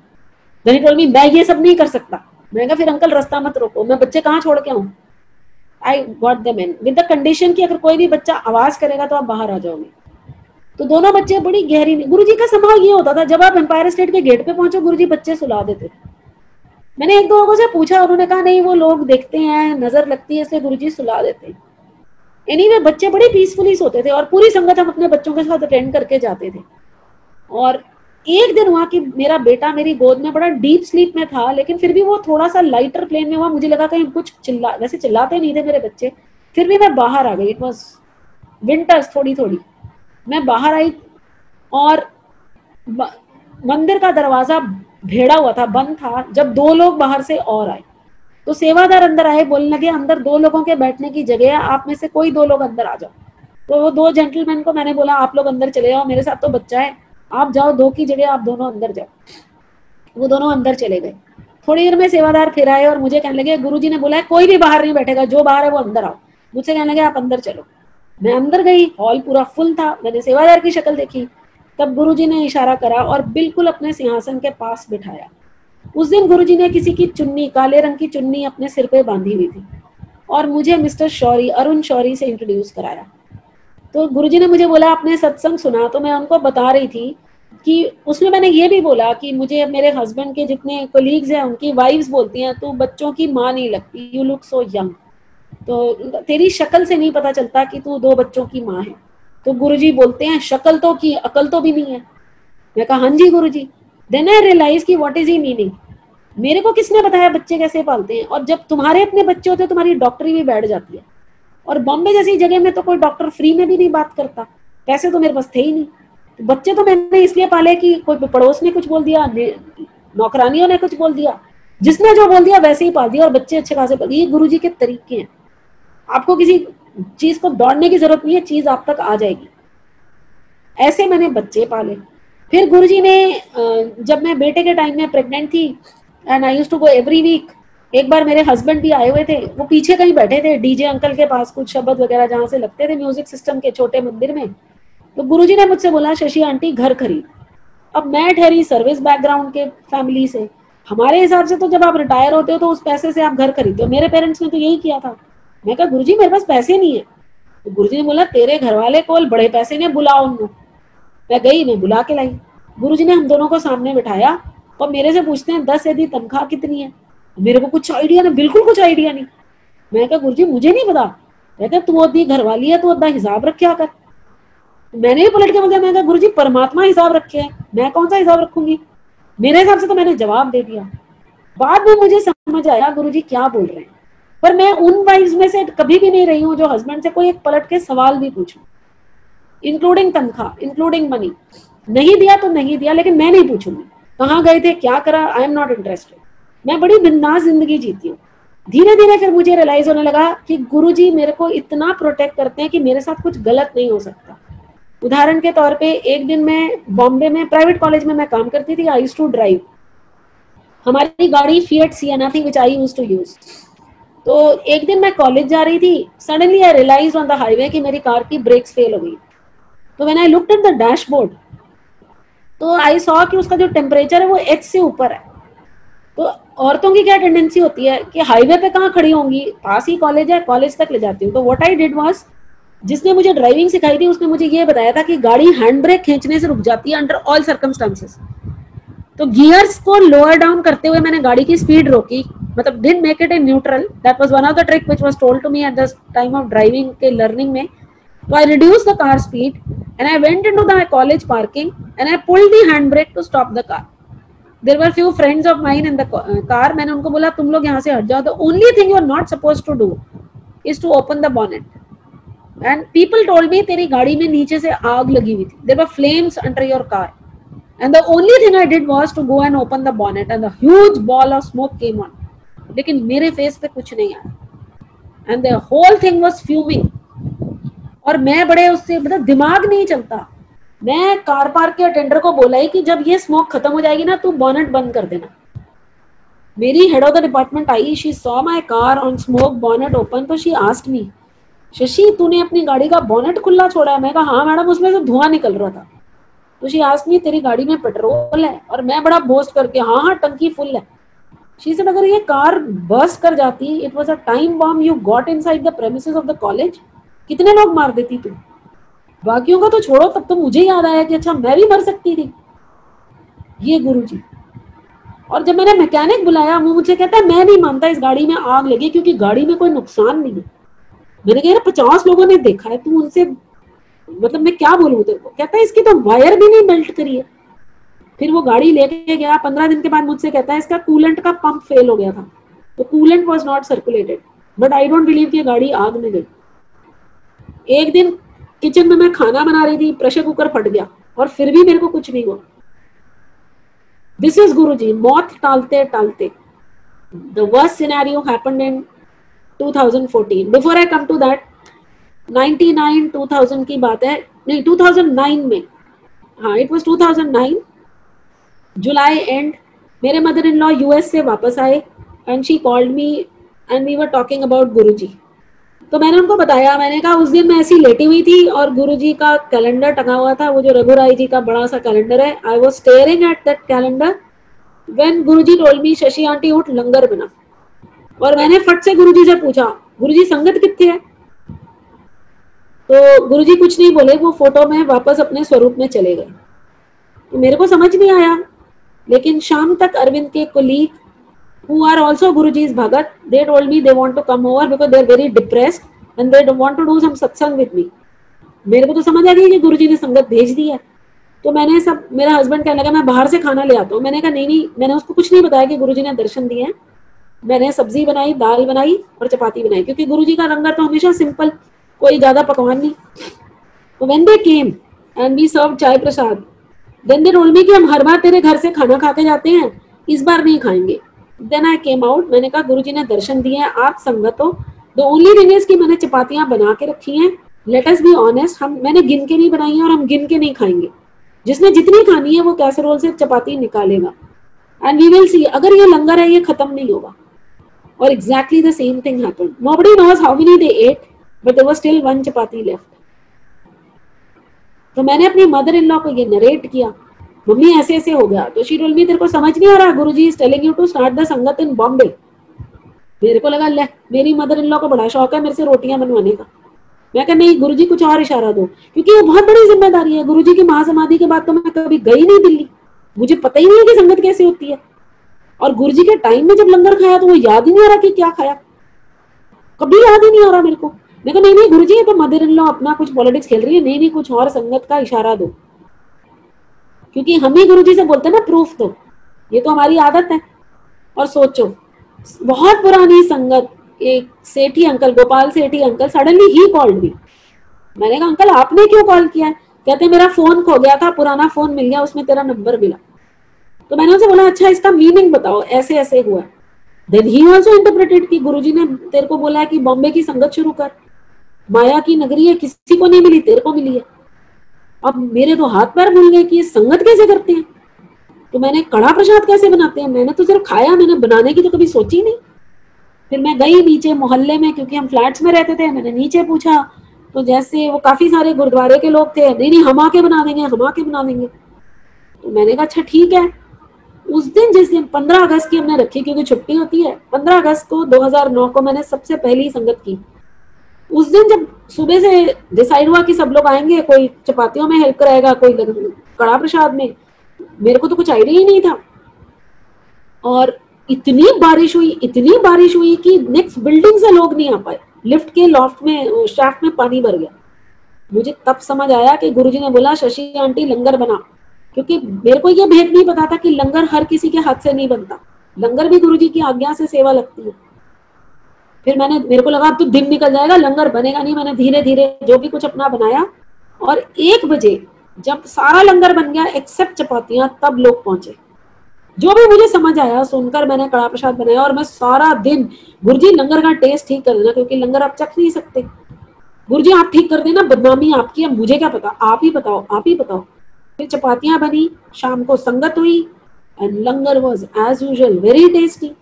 फिर नेक्स्ट कब करनी है, क्योंकि ये तो शुरू करनी पड़ गई। तो जब मैं खड़े होके, मतलब people were asking me Shashi दोबारा कब करेगी, तो मेरे मुंह से निकला first Saturday of the month. Then I realize कि चंडीगढ़ में दीपिंदर आंटी के पास गुरुजी ने सेम संगत दे रखी है, गुरुजी भुलवा गए। तो every month first Saturday of the month I do the संगत। अब ये मतलब ये अलग बात है कि जब होने लगे तो उसमें भी कुछ लोगों का ये कि तू घी बहुत लगाती है चपातियों में, हाथ गंदे हो जाते हैं। तब मुझे याद आया गुरुजी कहते थे संगत में भयानक रूप भी है। मैं तो चलो ठीक है जैसा भी है। तो Bombay I did 2009 August I started, every month there used to be a संगत।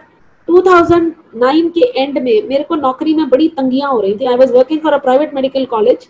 जब गुरुजी ने एक दिन दर्शन दिए और मेरा हाथ पकड़ के मुझे कहीं लीड करा, तो मुझे समझ नहीं आया गुरुजी मुझे कहाँ ले जा रहे हैं, बस इतने ही दर्शन मुझे मिले।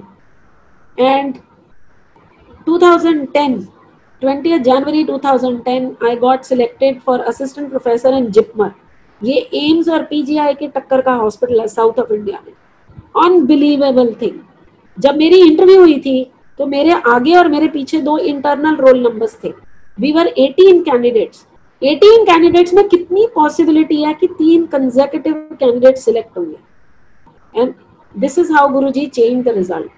जब मैं इंटरव्यू के लिए गई थी तो मैंने 4.5 साल घर बैठ के सिर्फ अपने बच्चे पाले थे, मैंने कोई पढ़ाई नहीं की थी। लेकिन मेरी इंटरव्यू गुरुजी ने बुलवाई और मेरी सिलेक्शन हो गई। जब मेरी सिलेक्शन हो गई तो लोग मेरे पीछे पड़ गए, तूने किसकी जान पहचान या किसको पैसा खिला के, सरकार में नौकरी कब लगती है, जब आपकी जान पहचान हो या आपने पैसे खिलाए हो। और मेरे दोनों आंसर नो थे। और मेरी एज आप सोचो, सरकार में भारत सरकार की नौकरी 43 पे लगी मेरी, कोई नहीं लगती, सारे रूल्स बेंड हो गए। और 43 पे आई गॉट इनटू गवर्नमेंट जॉब। मेरी बड़ी ख्वाहिश थी कि गुरुजी मेरी भारत सरकार की नौकरी, क्योंकि वो एक नौकरी है जिसमें आप अपने आराम से काम कर सकते हो अगर आप करना चाहो। प्राइवेट में आप बिल्कुल नहीं कर सकते। I was really fed up, और वैसे भी गुरुजी ने मना किया हुआ था। Finally I got into JIPMER, we relocated to Pondicherry.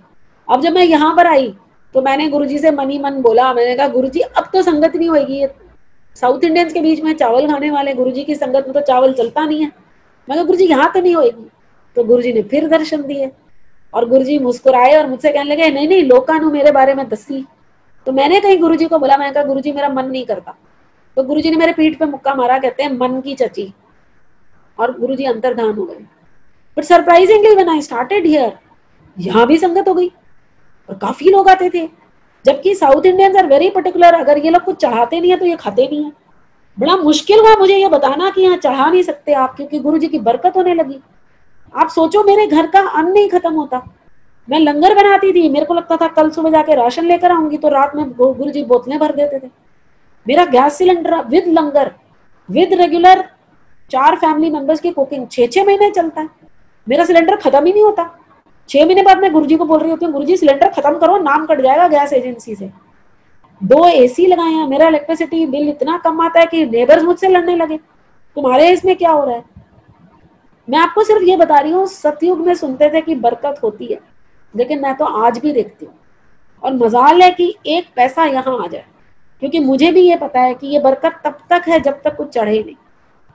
और गुरुजी के जब मैंने लास्ट में देखा था, तो मुझे ये पता था गुरुजी ने फूल लाने से भी मना कर दिया। तो बड़ी मुश्किल से यहाँ पर ये कॉन्सेप्ट बना है कि कुछ नहीं लाना, सिर्फ ये लंगर चख के जाना है। और खुला लंगर होता है, सेवादार जिसने करनी हो, नहीं तो गुरुजी मेरे को उठा देते 2-2:30 बजे, चल उठ चपातियां बना ले।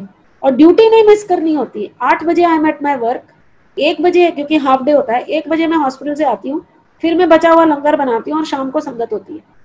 और गुरुजी इतनी बैटरी रिचार्ज करते हैं कि मैं थकती नहीं हूँ। 2-3 बजे तक जब मैं सारे लंगर के बर्तन, स्टील के बर्तनों में होते हैं, कोई डिस्पोजेबल नहीं होते, कोई चम्मच नहीं लगता, और खुला लंगर होता है, आप जितनी मर्जी चपातियां खाओ, कोई रिस्ट्रिक्शन नहीं होती, सर्व रीसर्व होता है और लंगर खत्म नहीं होता।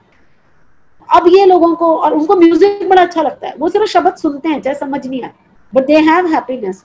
लेकिन मैं ये देखती हूँ मेरे घर में कितनी बरकत कर दी गुरुजी ने। तो जब ये संगत शुरू हुई और पांडिचेरी आई, सडनली एक दिन ना मेरा हस्बैंड बड़ी क्लासिकल एक टेबल यहाँ पे ऑरोविल से खरीद लाया। मैंने उसकी शक्ल देखी, मैंने कहा इस टेबल का क्या करना है। कहता है ये तो सेंटर की कॉफी टेबल है। पता नहीं क्यों मेरे दिमाग में है, मैं कहा नहीं ये गुरुजी की टेबल है, बड़ी डिजाइनर टेबल है वो, नेचुरल वुड के कट से। एंड देन आई डिसाइडेड कि गुरुजी का एक बड़ा स्वरूप लगाना है। और मेरे लिए तो हर स्वरूप में गुरुजी बहुत बड़े होने चाहिए, बहुत बड़े। गुरुजी मीन्स लाउड म्यूजिक, गुरुजी मीन्स बिग स्वरूप। तो मैं ना फोटोशॉप में गई एंड गुरुजी की एक लाल चोले में फोटो मेरे पास थी, and I told that fellow इसको फुल साइज स्वरूप बना दो। तो ही टोल्ड मी इसके पिक्सल खराब हैं, इसमें इतना अच्छा नहीं आएगा। एंड ही मेड 1 स्वरूप, जिसमें मेरे का मतलब वो मेरा मन नहीं था, लेकिन आई स्टिल टुक इट कि गुरुजी हर रूप में है लेकिन लाल वाले नहीं है। उसने वो बनाया, उसने टेम्पो करा, फुल माउंटेड गुरुजी का लाइव स्वरूप घर में लगाया। फिर मैंने उसे वॉल माउंट कराया। 2013 या 14 में जब मैं बड़े मंदिर आई और मैं मेन हॉल में घुसी, वो एग्जैक्टली वही स्वरूप था जो बड़े मंदिर में लगा। आई वॉज सो शॉक्ड कि गुरुजी आपने तो सेम कर दिया जो बड़े मंदिर में है। तो मुझे लाइनों में खड़े, क्योंकि मेरे ना एक्चुअली हार्ट अटैक हो गया, मेडिकल मुझे खत्म हो जाएगा, फिर मुझे बता दिया। और डॉक्टर मुझे देखकर एक टाइम बॉम्ब की तरह मुझे ट्रीट करते हैं, कोई मुझसे बात नहीं करता कि भाई पता नहीं कब मर जाएगी। हेल्थ वाइज जो टेस्ट करते हैं, मेरा कार्डियोलॉजिस्ट बहुत डरता है मुझसे कहता है यार 48 घंटे में तो मर जाना चाहिए था। 8 महीने के बाद उसने मुझे कन्फेस किया कि हमने जो भी तेरी एंजियोप्लास्टी की है वो हमें पता था कि वो इतनी सक्सेसफुल नहीं होगी, लेकिन तू पता नहीं कैसे चल रही है। And I did not land up with any complication. मुझे कुछ खांसी हो रही थी, जो डॉक्टर्स ने ट्रीट करने की कोशिश की, 5-6 दिन तक मैं सोई नहीं, खांसती रहती थी। तो एक दिन एक जना तंग आ गया, मुझसे कहता अपना ECG करा। मैंने ECG कराया तो टेक्नीशियन मुझसे कहती है मैडम हार्ट रेट थोड़ी ज्यादा है, 120 है। मैंने कहा 120 है? तो कहती है 100 तो नॉर्मल होती है, आजकल स्ट्रेस बहुत है लाइफ में। मैंने भी अपने डॉक्टर के पास गई कि 120 की हार्ट रेट है। उसने कहा इको करा। वो डॉक्टर मुझे बाद में बोलता है मैंने तो तेरे को सिर्फ चलाने के लिए बोला था कि कुछ तेरे को बिजी रखूं, नहीं तो मेरा सिर खा रही है। मुझे भी नहीं समझ आ रहा, लेकिन जब वो इको कार्डियोलॉजिस्ट ने कि ये हार्ट चली है, और तो लोगों ने उसे पूछा, जब उसने फोन करा हेड ऑफ द डिपार्टमेंट को, तो हेड ऑफ द डिपार्टमेंट को लगा इसका दिमाग खराब है। पूछता है पेशेंट जिंदा है कि मुर्दे पे कर रहा है? कहता नहीं पेशेंट जिंदा है। सारी कार्डियोलॉजी की टीम इकट्ठी हो गई 32% ejection fraction, I was in heart failure with pulmonary effusion, lungs में पानी भरा हुआ, that was the reason I was coughing. तो I was suddenly hospitalised in my own hospital, और मेरे को सारा पानी निकालते निकालते मेरी हालत हो गई, और उसके बाद मेरी स्टेंटिंग हुई। स्टेंटिंग जब कर रहे थे तो मुझे कहने लगे तेरी कॉरोनरीज में घी और तेल का दाग नहीं है, जो उन्होंने सोचा था कि तू पंजाबन है तो घी का ब्लॉक होगा, ब्लड क्लॉट था। लेकिन कोई हिस्ट्री नहीं, कोई टेस्ट पॉजिटिव नहीं कि ब्लड क्लॉट क्यों हुआ। They had nothing to offer, तो उन्होंने एक स्टेंट डाल दिया, और उन्होंने मुझे बोला हम 2 सेंट लेके जाएंगे क्योंकि दूसरी कॉर्नर में ब्लॉक है और 6 महीने पहले भी वो हार्ट अटैक है। तो लगा ऑपरेशन कर दिया, बताया भी नहीं। और वही हुआ, जब उन्होंने फ्लो सारी स्टडीज करी तो पुराना जो हार्ट अटैक का जो क्लॉट था वो खुल चुका था। तो मुझे लगा चलो एक कार्डियक वेसल में गुरुजी की सर्जरी, एक में डॉक्टरों की सर्जरी। उसमें स्टेंट नहीं पड़ा क्योंकि वो नियरली नॉर्मल थी, उसमें कोई फ्लो रेजिस्टेंस नहीं थी। तो मेरे एक स्टेंट पड़ा और जिंदगी बदल गई। I have been on huge medication, और मैं तो अभी भी जब एरोप्लेन में ट्रैवल करती हूँ, I have to take a wheelchair, I am not allowed to lift a weight. And मेरे कार्डियोलॉजिस्ट ने 1.5 साल के बाद मेरा इको करना बंद कर दिया। मुझसे कहते जब टेस्ट करता हूँ तो तू मरी हुई दिखती है, लेकिन जब तुझे देखता हूँ तो तू लड़ने को भी आती है। मुझे नहीं पता कैसे तू जिंदा है। और गुरुजी ने, आप सोचो, मेरा इतना गंदा, इतना जब लो हार्ट का फ्रैक्शन हो जाता है ना तो बहुत ऑर्गन्स डैमेज हो जाते हैं इंक्लूडिंग ब्रेन एंड किडनी, पर मेरी नहीं होने दी। ब्रेन तो ठीक है।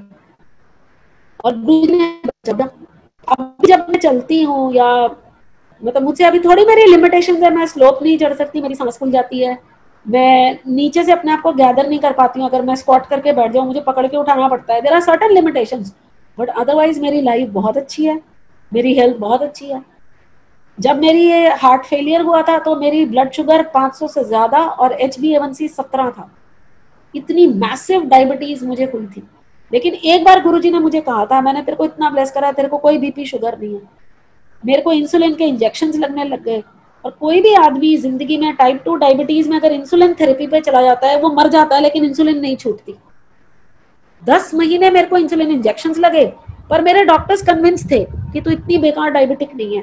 They repeated all my test, और आप सोचो मेरी इंसुलिन हट गई और मैं टैबलेट्स पे आ गई। फिर वो टैबलेट्स टेपर हुई, अब मैं 1.5 टैबलेट खाती हूँ रोज। ये डायबिटीज मुझे याद है एक बार 2099 में शायद, before I had my son, Guruji एक दिन आरआर में मेरे इन-लॉज के पास आए। मैं लंच खा के जा चुकी थी हॉस्पिटल वापस, और गुरुजी ने मेरे मदर इन लॉ को बोला कल सुबह शशि को लेकर छोटे मंदिर आना। तो 7 बजे मैं, मेरे फादर इन लॉ और मेरी मदर इन लॉ हम छोटे मंदिर में गए।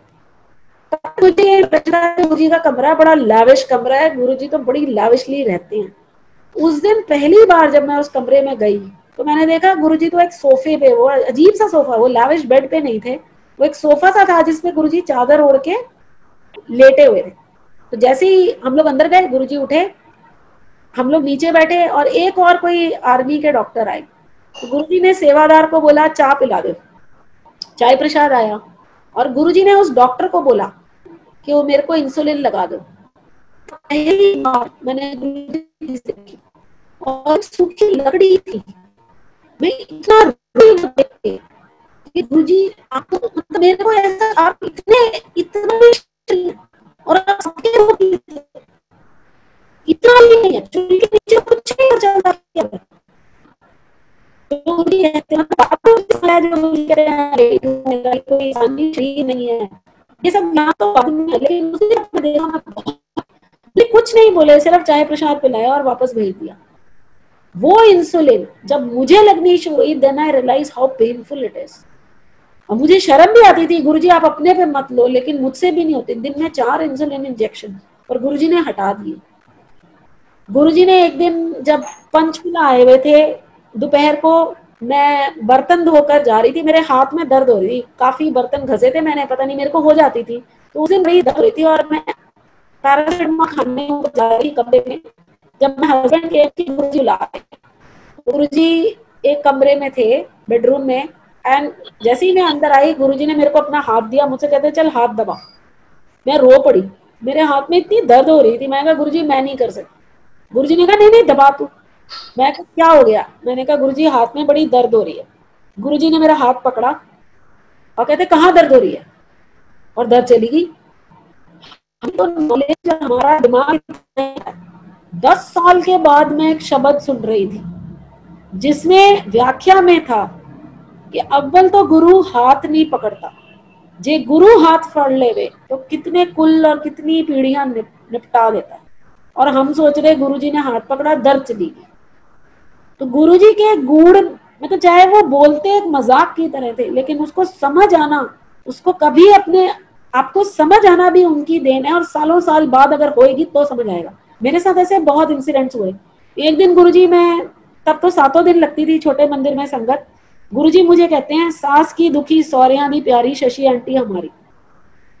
मेरे साथ जो आंटी थी वो बड़ी जोर से हंसी, कहती है शशि तेरे को ना सर्टिफिकेट मिल गया, तू सास की दुखी है। हम, मेरे को भी लगा चलो गुरुजी ने मुझे हिंट दिया है कि चलो घर में सास मुक्का जड़ा तो रहता है। देखो शब्द है, मेरे को भी 10-12 साल के बाद वो शब्द सुना मैंने, मेरी मत बोहरी मैं राम बिसारे। उसमें सास की है, सास है दुनियावी झगड़े, ससुर की है उसी ने तो ये माया बनाई है। हर इंसान की जिंदगी में 5 झगड़े होते हैं। तो चाहे मैं दुनियावी चीजों में दुखी रहूंगी, लेकिन मैं परमात्मा की प्यारी हूँ, सोच के मुझे बड़ा अच्छा लगा। और गुरुजी ने एक बार मुझे ये भी बोला था, मतलब दर्शन दिए थे गुरुजी ने। एक्चुअली क्या था, my mother had shifted to US, और समहा उनको वो था कि यार अब ये लड़की वापस नहीं आनी चाहिए। तो she made it very clear to me कि तुम्हें वापस कभी नहीं आना, जो भी होएगा वहीं निपटना। तो जब वो इंडिया भी आती थी ना यूएस से, तो वो कई बार मुझसे बिना मिले चली जाती थी, और मैं बड़ा रोती थी अपनी कि यार फादर है नहीं, मदर भी नहीं मिलना चाहती, मैं ऐसा क्या मांग रही हूँ उनसे, मैं बहुत रोती थी। तो एक दिन दर्शन दिए, दर्शन में उसके ऊपर एक आदमी बैठ के साइकिल चला रहा है, और वो जो साइकिल चल रहा है उसके पहिए हैं साइकिल के, वो सब वो पहिए जैसे चाकू की धार निकालते हैं, वो पहिए से शार्प करते हैं, मेटल के पहिए।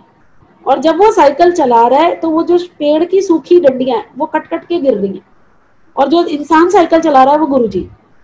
तो गुरुजी ने, मैंने जब गुरुजी को रिकॉग्नाइज किया तो आई लुक्ड एट हिम, तो ही टोल्ड मी शशि आंटी बंधन खोल, एवं मोक्ष मिलता है, सारे बंधन खोल। तो मेरे दिमाग में आया गुरुजी मैं अपने बंधन कैसे खोल दूंगी, ये तो आप ही खोलोगे, ये तो आप ही खोलोगे। कोई इंसान अपने बंधन कैसे खोल सकता है, वो बना तो लेता है लेकिन खुलते कहाँ है, मौत भी हो जाती है तो भी नहीं खुलते। तो गुरुजी ने मेरे को उस रास्ते ले आए जहां पर अक्सर चीजें, मतलब मेरे जो कोलीग्स है ना वो भी मेरे को बोलते हैं यार तू किसी पॉलिटिक्स में नहीं पड़ती, किसी के लेने देने में नहीं पड़ती, तू करती क्या। और मुझे यह पता है कि 2 लोगों में झगड़ा हो, दुनिया में क्या खबर हो, मुझे 99% चीजें नहीं पता होती अनलेस कोई आके मुझे ठोक ठोक के बताए। वो भी जनरली मैं सुनती नहीं हूँ, क्योंकि ना निंदा कर सकते हो ना निंदा सुननी चाहिए, तो फिर बचा क्या। अच्छा तो कोई इस दुनिया में बोलता ही नहीं है, तो मैं तो इन चक्करों में पड़ती नहीं कोई किसी से क्या कर रहा है। हाँ, एक बार गुरुजी ने मेरी सास को बोला था शिव पुराण पढ़या करो, मैंने ओवर हियर किया, मुझे लगा ऐसा क्या लिखा है शिव पुराण में। तो गुरुजी हमेशा कहते थे शशि आंटी एक्सप्लेनेशन वाला माइंड। मैं भी चली शिव पुराण खरीदने कि भाई पूछ तो सकते नहीं लेकिन पता तो कर सकते हैं। तब मुझे रियलाइज हुआ शिव पुराण कोई बुक नहीं है, शिव पुराण वो ग्रंथ है जो आपको गुरुजी की आज्ञा से मिलता है। और मैं कोई भी ग्रंथ या कोई भी चीज हिंदी के अलावा नहीं पढ़ सकती, मैं इंग्लिश में नहीं पढ़ सकती ये सब कुछ। तो मैं शिव पुराण हिंदी का, ये तो सबको पता है कि गीता प्रेस गोरखपुर की दुकान है जो सबसे फेमस ये पुराण वगैरह लिखती है, और उनकी दुकानें बिरला मंदिर में होती है। बॉम्बे में तो मुझे बिरला मंदिर का कुछ पता नहीं है भी कि नहीं मुझे नहीं पता। मैं हर बार जब दिल्ली आती थी मैं बिरला मंदिर की दुकान जाती थी और समा वो शिव पुराण नहीं मिलता था। 1.5 साल हो गया मुझे ढूंढते ढूंढते, मुझे नहीं मिला। फिर वही होता है अपनी अरदास गुरुजी के पास। मैंने गुरुजी से बोला गुरुजी महाशिव पुराण तो दिला दो। एक दिन मैं सुबह, शाम की हमारी राजधानी थी to go back to Bombay, मैं सुबह 7:30-8 बजे बिरला मंदिर पहुंच गई, कालीबाड़ी। दुकान खुली भी नहीं थी। जब दुकान खुली और मैं बाहर बैठ के सिर्फ एक ही चीज प्रे करी थी, गुरुजी आज खाली हाथ वापस मत करना, आज तो ब्लेस कर ही दो। जिंदगी में ऐसा कुछ नहीं है जो आपके लिए अदेय है, मैं क्या मांग रही हूँ, एक महाशिव पुराण ही तो मांग रही हूँ। तो मेरे को मिल गई। अरदास गुरुजी हमेशा देते हैं, कभी कोई खाली, मैं तो कभी गुरुजी के दरबार से खाली नहीं आई हूँ, कभी भी।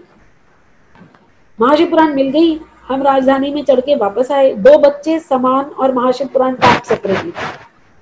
और जब हम बॉम्बे में स्टेशन पे उतरे तो टैक्सीज की स्ट्राइक थी, तो एसटी की जो बसेस होती हैं, क्योंकि we used to live short of Bombay Pune expressway, हम उस बस में चढ़े। वो हाईवे पे छोड़ देगी, फिर अंदर घर चले जाएंगे। जब बच्चे सामान और सब कुछ लेके मैं उतर गई और बस चल पड़ी, तब मुझे रियलाइज हुआ महाशिव पुराण वो बस के शेल्फ में रह गया ऊपर। बच्चे भी उतारे और मैं उस बस के पीछे दौड़ी, क्योंकि महाशिव पुराण आपकी किस्मत में गुरुजी देते हैं तो आता है, नहीं तो नहीं आता। और ये मेरा लास्ट अटेम्प्ट था, मैं दौड़ी, और जब मैं दौड़ी बस रुकी, मुझे महाशिव पुराण मिला। मेरा कहने का मतलब है मेरी तकदीर में नहीं था, लेकिन वो हाथ से निकल गया, फिर भी गुरुजी से मांगो सब मिलता है। मैंने रोज महाशिव पुराण पढ़ना शुरू किया। There has to be a discipline in life. Guruji ने हमेशा कहा है कि पहली 4 रीडिंग आपको समझ नहीं आएगा, और वही होता है। अब जब मैंने पढ़ना, फिर गिनती छूट जाती है, क्योंकि आप कितनी बार गिनोगे आपने कितनी बार पढ़ा है, आपको पढ़ना है आप पढ़ते हो। अभी रिसेंटली मैं शिव जी पार्वती जी का मृत्यु के बारे में प्रसंग पढ़ रही थी कि पार्वती जी ने शिव जी से पूछा कि आपने मृत्यु देवता को भी, काल देवता को भी श्राप दिया था, लेकिन उसने आपकी भक्ति करी तो आप इतने भोले हो कि आपने उसको माफ कर दिया। तो ऐसा कौन सा उपाय है जिसमें काल नहीं आता? ऐसा कौन सा एक उपाय बताइए जिसमें काल के ग्रस्त नहीं होते? तो भगवान शिव जी कहते हैं कि ये काल से ग्रस्त ना होना तो देवताओं को भी नहीं दिया मैंने, देवता ऋषि मुनि इंसान किसी को नहीं दिया। गुरु जी की महिमा देखिए जो महाशिव पुराण में मेरे को समझ आई। शिव जी उसमें कहते हैं पार्वती जी से कि काल को जीतना सिर्फ योग विद्या से हो सकता है, और वो योग बड़ा मतलब उसमें डिस्क्राइब किया है कि जब सब लोग सो जाते हैं तो आप तर्जनी उंगली से अपने दोनों कान बंद करो, और तब आपके अंदर एक नाद उत्पन्न होता है। एक ये जो नाद आता है, ये ना कोई अक्षर है, ना कोई मंत्र है, ना कोई म्यूजिकल इंस्ट्रूमेंट, उसमें दुदुम्बी और पता नहीं बांसुरी और ऐसे 9 इंस्ट्रूमेंट्स की डिस्क्रिप्शन है कि इनसे रिलेटेड नहीं है। जैसे हम कहते हैं ना कि गुरुजी आप कौन, मेरे को मन में हमेशा लगता है गुरुजी आप कौन सा पाठ करते थे। लोग कहते हैं हमने ओम सुना है, गुरुजी के अंदर ओम का पाठ चलता है, और जो हमने सुना है वो ओम जो हमें सुनाई दे रहा है, आई डोंट थिंक वो ओम रहा होगा। लेकिन महाशिव पुराण में लिखा है कि वो एक अजीब सा नाद उत्पन्न होता है, जिसमें आगे वो लिखता है कि मेघ गर्जना की जैसी वो आवाज होती है, the closest we can resemble. तो आप सोचिए कि गुरुजी के अंदर वो पाठ चलता है, और वो सिर्फ शिवजी कर सकते हैं, वो कोई योगी भी नहीं कर सकता। और उसकी वेरियस लेवल्स हैं, उसमें 8 या 9 लेवल्स बताए हैं, जिसमें जो गुरुजी करते हैं, कहीं भी विचरण करना, कोई भी इच्छा अनुसार रूप धारण करना, किसी की भी मन की व्यथा को जान लेना, आगे वो चीज बोल देना या पता कर लेना कि क्या होने वाला है, वो दूरदर्शिता, ऐसे 9 लेवल्स हैं, और वही गुरुजी है। तो गुरुजी शिवजी तो हैं, क्योंकि ये तो शिवजी ने ही बोला कि ये विद्या किसी के पास नहीं है सिवाय उनके, जो काल से ग्रस्त नहीं होते। जैसे कई बार मेरे मन में, जब मैं शुरू में गुरुजी के पास आई थी, एक बार शगन जी जो उनकी गाड़ी चलाते थे, वो बता रहे थे कि उनको गुरुजी ने शिवजी के रूप में दर्शन दिए, और उनका ये कहना था कि वो इतने डर गए थे, पूरे मृगचर्म और गंगा नदी, जो वो बता रहे थे कि मैं इतना डर गया कि मेरे मन से निकल गया गुरुजी मुझे ये दर्शन कभी मत देना। गुरुजी हमेशा कहते थे गंदी नाली के गंदे कीड़े हो, जो मैं दिखा दूं कि मैं क्या हूं तो तुम देख नहीं पाओगे। लेकिन आई थिंक मैं एक ऐसी एक्सेप्शनल भक्त हूँ जिसने गुरुजी से मांगा है कि गुरुजी आप कभी अपने दिव्य दर्शन ना देना, मैं नहीं ले सकती, मैं मानती हूँ आपकी बात। तो मैं कई बार, जब से मैंने ये शगन अंकल के मुंह से सुना, मेरे को बड़ा लगता था कि अगर शिव जी बोलते होंगे तो उनकी आवाज कैसी होगी। आप इमेजिन नहीं कर सकते कि महाशिव बोलते होंगे तो कैसी आवाज होगी। और एक दिन मैं छोटे मंदिर से आज्ञा लेके जा रही थी, जब मुझे सिंगला आंटी ने बोला ये एक अंकल खड़े हैं, इनका सत्संग सुनो। और वो अंकल अश्विनी अंकल थे चंडीगढ़ के, एंड ही वाज नरेटिंग कि शेषनाग कैसे गुरुजी ने उनके अंदर डाला, जो उनकी आवाज थी that was closest to what my imagination could be, कि अगर शिव जी बोले तो उनकी आवाज कैसी होगी। He had that voice. और मुझे कुछ नहीं पता था वो क्या बोल रहे, because he was a human voice. ये गुरुजी की मतलब क्या, हम तो सोच भी नहीं सकते इतनी शक्ति गुरुजी की। तभी गुरुजी कहते हैं, क्यों कहते हैं गुरुजी की शब्द सुनो, समझ नहीं भी आए तो भी सुनो। तो महाशिव पुराण में भक्ति के 3-4 प्रकार लिखे हैं, जिसमें पहला श्रवण है कि आप सिर्फ सुनो। फिर वो जब आप में प्रेम उत्पन्न होता है, प्रेम से भक्ति होती है, तो मनन आता है, फिर कीर्तन आता है। तो ये जो आप सत्संग करते हो ये गुरु जी का कीर्तन है, जरूरी नहीं है कीर्तन गाने से हो। और उसके बाद वो आपके अंदर मतलब बैठ ही जाता है वो पाठ जो भी आप कर रहे हो। मैं वही देखती हूँ, मेरे नेबर्स होते थे वो राधा स्वामी सत्संग के बहुत बड़े फॉलोअर दिल्ली में, तो वो मुझे पूछते थे तेरे को नामदान नहीं मिला? मैं कहा नामदान क्या होता है? कहते हैं ले पर्ची निकलती है, आप पैसे डालते हो, फिर आपके कानों में मंत्र फूका जाता है। मैं कहा अच्छा नामदान कहते हैं इसको? गुरुजी ने तो वैसे ही बोला है ओम नमो शिवाय का जाप करा करो। कहते तुम्हारे गुरुजी ऐसे फ्री में मंत्र दे देते हैं? मैं कहा आंटी तो फिर इसमें पैसे भी लगते हैं। कितना फर्क है। मुझे तब रियलाइज हुआ कि गुरुजी कितने साधारण और कितनी आसानी से हमें वो चीजें दे गए जो लोग अभी तक भटक रहे हैं। मतलब आप किसी भी और सेक्टर में जाओ।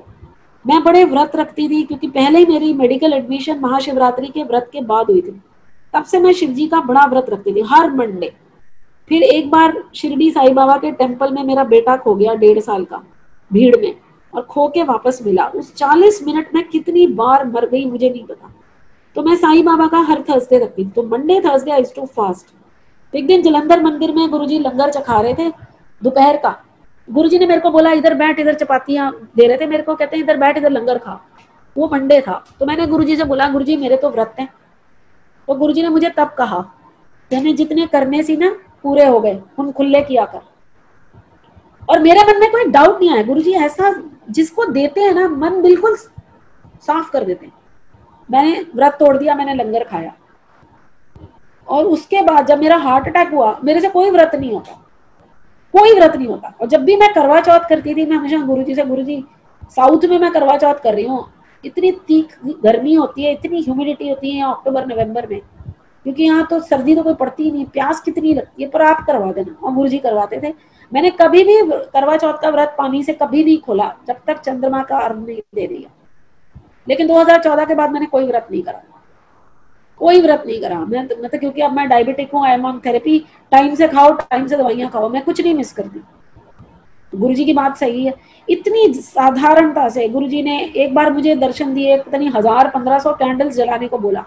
मैंने अपनी मदर इन लॉ से पूछा था, मदर इन लॉ ने बताया गुरुजी की जोत जलाया करो। मुझे बड़ा अच्छा लगता है जब मेरे बच्चे जलाते हैं। मेरी बेटी सडनली मतलब she is getting into college, वो बेचारी घंटी भी खरीद लाई कि नहीं हम गुरुजी की जब दिया जलाएंगे सुबह 4-4:30 बजे जलाती है, लेकिन वो बड़े प्यार से घंटी बजाती है। मेरे को बड़ा अच्छा लगता है। मैं गुरुजी आपने बहुत बड़ी, एक माँ के लिए बहुत बड़ी ब्लेसिंग है कि उसकी औलाद इंडिपेंडेंटली कहीं मत्था टेकती है, और खासकर गुरुजी को। तो मुझे लगता है कि देखो कितने बच्चों का भाग्य है, कितने भाग्यशाली हैं कि इंडिपेंडेंटली हम नहीं लेके जाते, हम कुछ नहीं कह रहे, चलो मंदिर लेके भी जाते थे, लेकिन ये बच्चे अब अपनी राह पर हैं।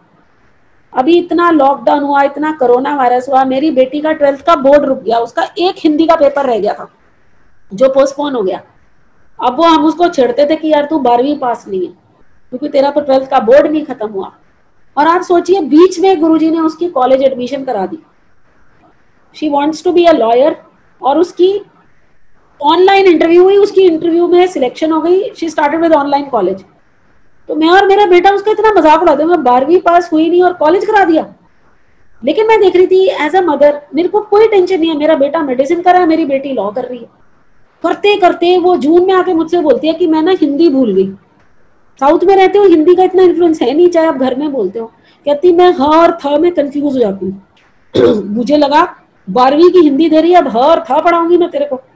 मैंने तो मतलब आप कुछ नहीं, आपके पास कोई चारा भी नहीं है और आपका सरेंडर पूरा होता है। मैं कहा गुरुजी संभाल लेना, श्रद्धा, मेरी श्रद्धा का इतना इम्तिहान मत लो, मेरी भक्ति मेरी श्रद्धा का इतना इम्तिहान ना लो कि अब ये कॉलेज की एडमिशन इसकी कैंसिल हो जाए क्योंकि ये हिंदी में फेल हो गई। और देखो आप गुरुजी ने कैसे बदल दिया, हिंदी का वो पेपर कैंसिल हो गया और इंटरनल असेसमेंट में उसकी हिंदी में 91 आए। तो हम तो उसको बहुत छेड़ते हैं कि तू अपने बच्चों को हिंदी मत पढ़ाना क्योंकि तो 91 तो सब फार्स है तेरा। और गुरुजी ने टपा दिया, उसका बोर्ड का रिजल्ट चेंज कर दिया, फिर उसकी सेकंड कॉलेज में सिम्बाइसिस में एडमिशन हो गई। तो मोहल्ले में तो वो बहुत बड़ी हीरोइन है कि वो तो जिस कॉलेज में अप्लाई करती है उसकी एडमिशन हो जाती है। और वो खुद ही कहती है गुरुजी पूरा रिजल्ट बदल देते हैं, सारा कुछ गुरुजी कर देते हैं। But I can tell you as a parent, ना मेरे पास इतने पैसे हैं कि मैं डोनेशन कॉलेजेस में इसको डाल सकूं, लेकिन गुरुजी ने इसको अपनी राह पे डाल दिया। और जब मेरे को ये पता चला कि गुरुजी कहते हैं कि एक सच्चे डॉक्टर और एक सच्चे वकील के मुंह से परमात्मा बोलते हैं, तो और क्या चाहिए। और क्या चाहिए एक पेरेंट को कि उसके बच्चे क्या बने। गुरु जी की तो बहुत बहुत महिमा, जिसका वर्णन और कितने टाइम तक करो तो खत्म नहीं होगा। एक बार लंगर के लिए बॉम्बे में मैं अपना जो भी मैंने प्रिपरेशन करी थी वो सब सामान इकट्ठा किया और मैं शाम को नीचे मार्केट गई थी सब्जियां वगैरह लाने। तो गुरुजी मेरे कान में बोले आटा ले ले। गुरुजी की आवाज बड़ी टिपिकल है, ये महासमाधि की बात है। तो मेरे को लगा कि आटा तो है लेकिन कहाँ इतनी समझ होती है। और नेक्स्ट डे इतनी संगत आई, इतनी संगत आई, तो चपातियां दोबारा बनाई लेकिन आटा कम नहीं पड़ा जो हो सकता था अगर मैं आटा ना लेती। मेरा बेटा एक दिन मुझे कहता है, आपको पता है जब आप सड़क पे धूप में निकलते हो गुरुजी बादल लगा देते हैं। मैं कभी भी छाता लेके नहीं चलती, लेकिन हाँ उसने जो नोट करा वो सही है। जब उसने मुझे बोला तो मैंने भी नोटिस करना शुरू किया। 2016 में गुरुजी मुझे बोले कान में, शशि आंटी तू तो मीरा हो गई। कुछ नहीं समझ आया मुझे, अभी भी बहुत चीजें हैं जो गुरुजी ऐसे बोल गए हैं लेकिन मुझे समझ नहीं आती। लेकिन हाँ गुरुजी ने बोला है तो ठीक ही बोला होगा।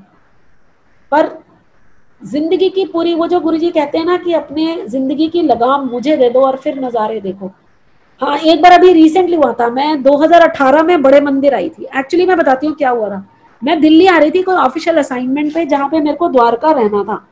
It was for diploma national board some paper correction, एक हफ्ते की असाइनमेंट। तो मंडे से थी तो मैं संडे को आई कि संडे शाम को मंदिर खुलता है। लेकिन मुझे सबने बोला था बहुत लंबी लाइनें होती हैं और अब हार्ट पेशेंट होके ना मेरे को बड़ा डर लगता है लाइनों भीड़ों में, क्योंकि मेरे पैरामीटर्स अपने कंट्रोल में नहीं होते। तो मैंने गुरुजी से बोला, गुरुजी आप तो कहते हो बड़े मंदिर के साए से भी कोई निकल जाए तो वो भी ब्लेस हो जाता है, तो मेरे को सिर्फ साए से निकलना है, आप नहीं मुझे अंदर जाने दोगे मुझे चलेगा। तो मैंने 11 बजे की फ्लाइट बुक कराई चेन्नई से जो 2 बजे लैंड करेगी। फिर मैं अपनी टैक्सी से आपके बड़े मंदिर के बाहर से मत्था टेकूंगी और फिर मैं द्वारका चली जाऊंगी। ये मेरा प्लान था। तो जब 11 बजे की फ्लाइट उड़ने लगी तो रनवे पे इंडिगो की फ्लाइट का एक इंजन फेल कर गया, तो flight did not take off. फिर वो इंजन रिपेयर हुआ, वो फ्लाइट 2-2:30 बजे निकली और वो 5 बजे दिल्ली एयरपोर्ट पर लैंड करी। जब वो 5 बजे लैंड करी और मेरे साथ मेरी एक आंटी आई हुई थी बड़ी सीनियर, और मैं फिर उनके साथ she had come to pick me up. तो मैंने उनसे बोला, मैंने कहा हम सिर्फ ना बड़े मंदिर में बाहर से मत्था टेक कर निकल जाएंगे, हम अंदर नहीं जाएंगे। लेकिन गुरुजी को जो मंजूर होता है ना होता वही है।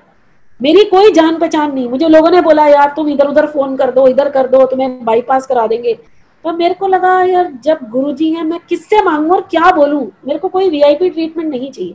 लेकिन हाँ मेरी एक शारीरिक मजबूरी है कि मेरी सांस फूल जाती है, मैं खड़े नहीं हो सकती, ये मेरी अपनी दिक्कतें हैं, वो गुरुजी को पता है, वो जैसे भी करेंगे। पर मैं तो सिर्फ बाहर से मत्था टेकने। पर जैसे ही हम पहुंचे, आप सोचो मतलब मैं गाड़ी से उतरी मत्था टेकने तो गेट खुल गए। मैंने जूते गृह में अपने जूते रखे, मैं क्योंकि गेट खुल के मैंने कहा अच्छा चलो जहां तक जा सकते हैं जाते हैं। और within no time I was in the main hall of the temple, और वही गुरुजी का स्वरूप। तो सेवादार मुझे कहने लगे, क्योंकि मैंने अपनी आंट को बोला था and she was very inhibited कि हम ज्यादा देर यहाँ नहीं बैठेंगे। तो सेवादार मुझे कहने लगा आप यहाँ बैठो, आप ध्यान लगाओ। मैंने कहा नहीं, मैंने उनसे माफी मांगी, मैंने कहा आप हमें जाने दो। जबकि हॉल भरना शुरू हो रहा था, आई वॉकड आउट। तो उसने मुझे बोला सेवादार ने कि आपको चाय प्रसाद नहीं मिलेगा अभी। मैं कहा चलो कोई नहीं, मेरे लिए तो हर चाय प्रसाद है, कोई ऐसा थोड़ी है कि एक ही चाय है। मैं तो जो हर चाय इतने जमाने से पीती हूँ वो गुरुजी का प्रसाद है, कहीं भी मिल जाए। तो जब मैं बाहर निकल रही थी किसी सेवादार ने मुझे जल प्रसाद दिया, मैंने जल प्रसाद दिया और मैं वापस आई। जब मैं अपने जूते लेने वापस गई वहां गुरुजी की इतनी फ्रेग्रेंस आई। मैं कहा गुरुजी मैं तो अंदर गई मत्था टेकने और आप यहीं मिल गए, मुझे इतने दिल में खुशी। मेरा कहने का मतलब है जबकि मैं बिल्कुल सोच के आई थी कि मैं नहीं जाऊंगी और गुरुजी ने करा दिया। कोई मुझे मतलब कोई हेल्प, जो गुरुजी ने सोचा है वही होगा। ऐसे ही जब मैं लंगर बनाती हूँ, प्रपोर्शंस, मेरे से कोई पूछे ना यार तुम कैसे बनाते हो, मेरे को कुछ नहीं पता, मैं सिर्फ गुरुजी को बोलती हूँ गुरुजी डलवा देना बस। अभी रिसेंटली मेरी बेटी का कुछ अच्छा रिजल्ट आया तो हम जब भी सेलिब्रेट करते ना मैं कड़ा प्रसाद बनाती हूँ। मैं कड़ा प्रसाद बना रही थी और एल्बो को गुरुजी ने धक्का दिया और घी गिर गया। गुरुजी मेरे को बोलते हैं हमेशा कम घी का बनाती है, घी हो पाया कर। और बच्चे इतने खुश कि मम्मी बड़े दिनों बाद तूने ताजा घी वाला हलवा बनाया। तो सब कुछ तो गुरुजी करते हैं। अभी मैं इस मंडे को मेरी बिटिया का क्लैट का एग्जाम था, एंट्रेंस का। तो जो सेंटर आया था वो 50 किलोमीटर दूर। तो मेरा बेटा कहने लगा कि मैं इसको ड्राइव करके वहां छोड़ के वापस आऊंगा। तो मेरे को लगा यार पौंडीचेरी का ना ट्रैफिक बड़ा गंदा है। It is not like Delhi में आपने 50 किलोमीटर ड्राइव कर लिए, स्ट्रेट रोड और क्लीन रोड, चाहे ट्रैफिक हो, but it moves at the speed of 50-60। तो मैंने अपने बेटे से बोला नहीं चल मैं भी साथ चलती हूँ, will sit in the car park. जब हम कार पार्क में बैठे थे, चिलकती धूप में कब बादल लगे हमें पता नहीं चला। मैं और मेरा बेटा बैठे हुए थे। जब बादल देखे मैंने, तो मैंने देखा 3:45 हुआ है, इसका एग्जाम 4 खत्म होगा, फिर वो फेजेस में बच्चे छोड़ेंगे, तो आई एम एक्सपेक्टिंग 4:30 4:45 निकलेगी, और ये बादल तो इतने लग गए। सोचो, मतलब हमारी गुरुजी कहते थे ना, कोई अच्छी चीज मुझसे मांगता ही नहीं। मेरे साथ भी वही हुआ, और मैं गुरुजी से वहां बैठ के मांग रही हूँ, गुरुजी ये बादल बरसाना नहीं, छत पे कपड़े सूख रहे हैं, सारे दिन से सूखे हैं, अब गीले हो जाएंगे। और गुरुजी ने बादल रोक के रखे। 4:45 बजे बादल ऐसे लगे हुए कि हाथ ऊपर करो तो बादल में हाथ चला जाए, इतने लो लाइन डार्क क्लाउड्स। मैं घर आई 50 किलोमीटर गाड़ी चला के, with 2 level crossings to cross, railway crossings. मैं घर में आई तो मुझे छत की चाबी नहीं मिल रही।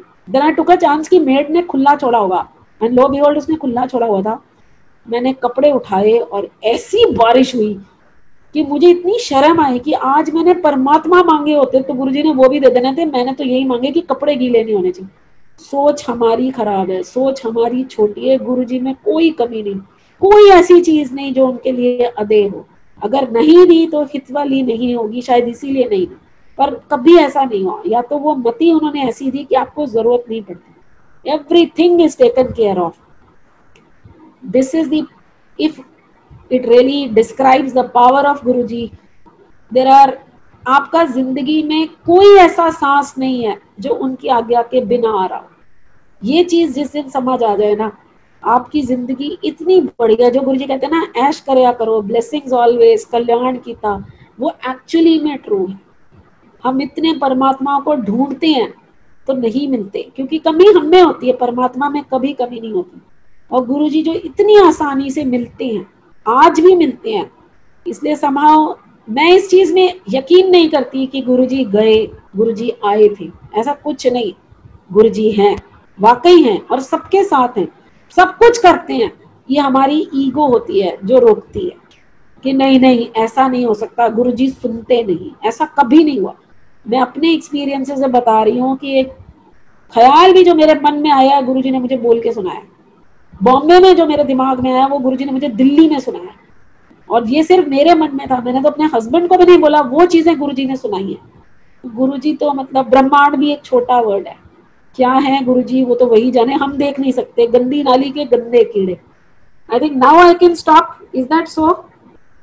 जी, thank you so much aunty. Thank you so much for giving this opportunity. Really indebted to you all. जय गुरुजी।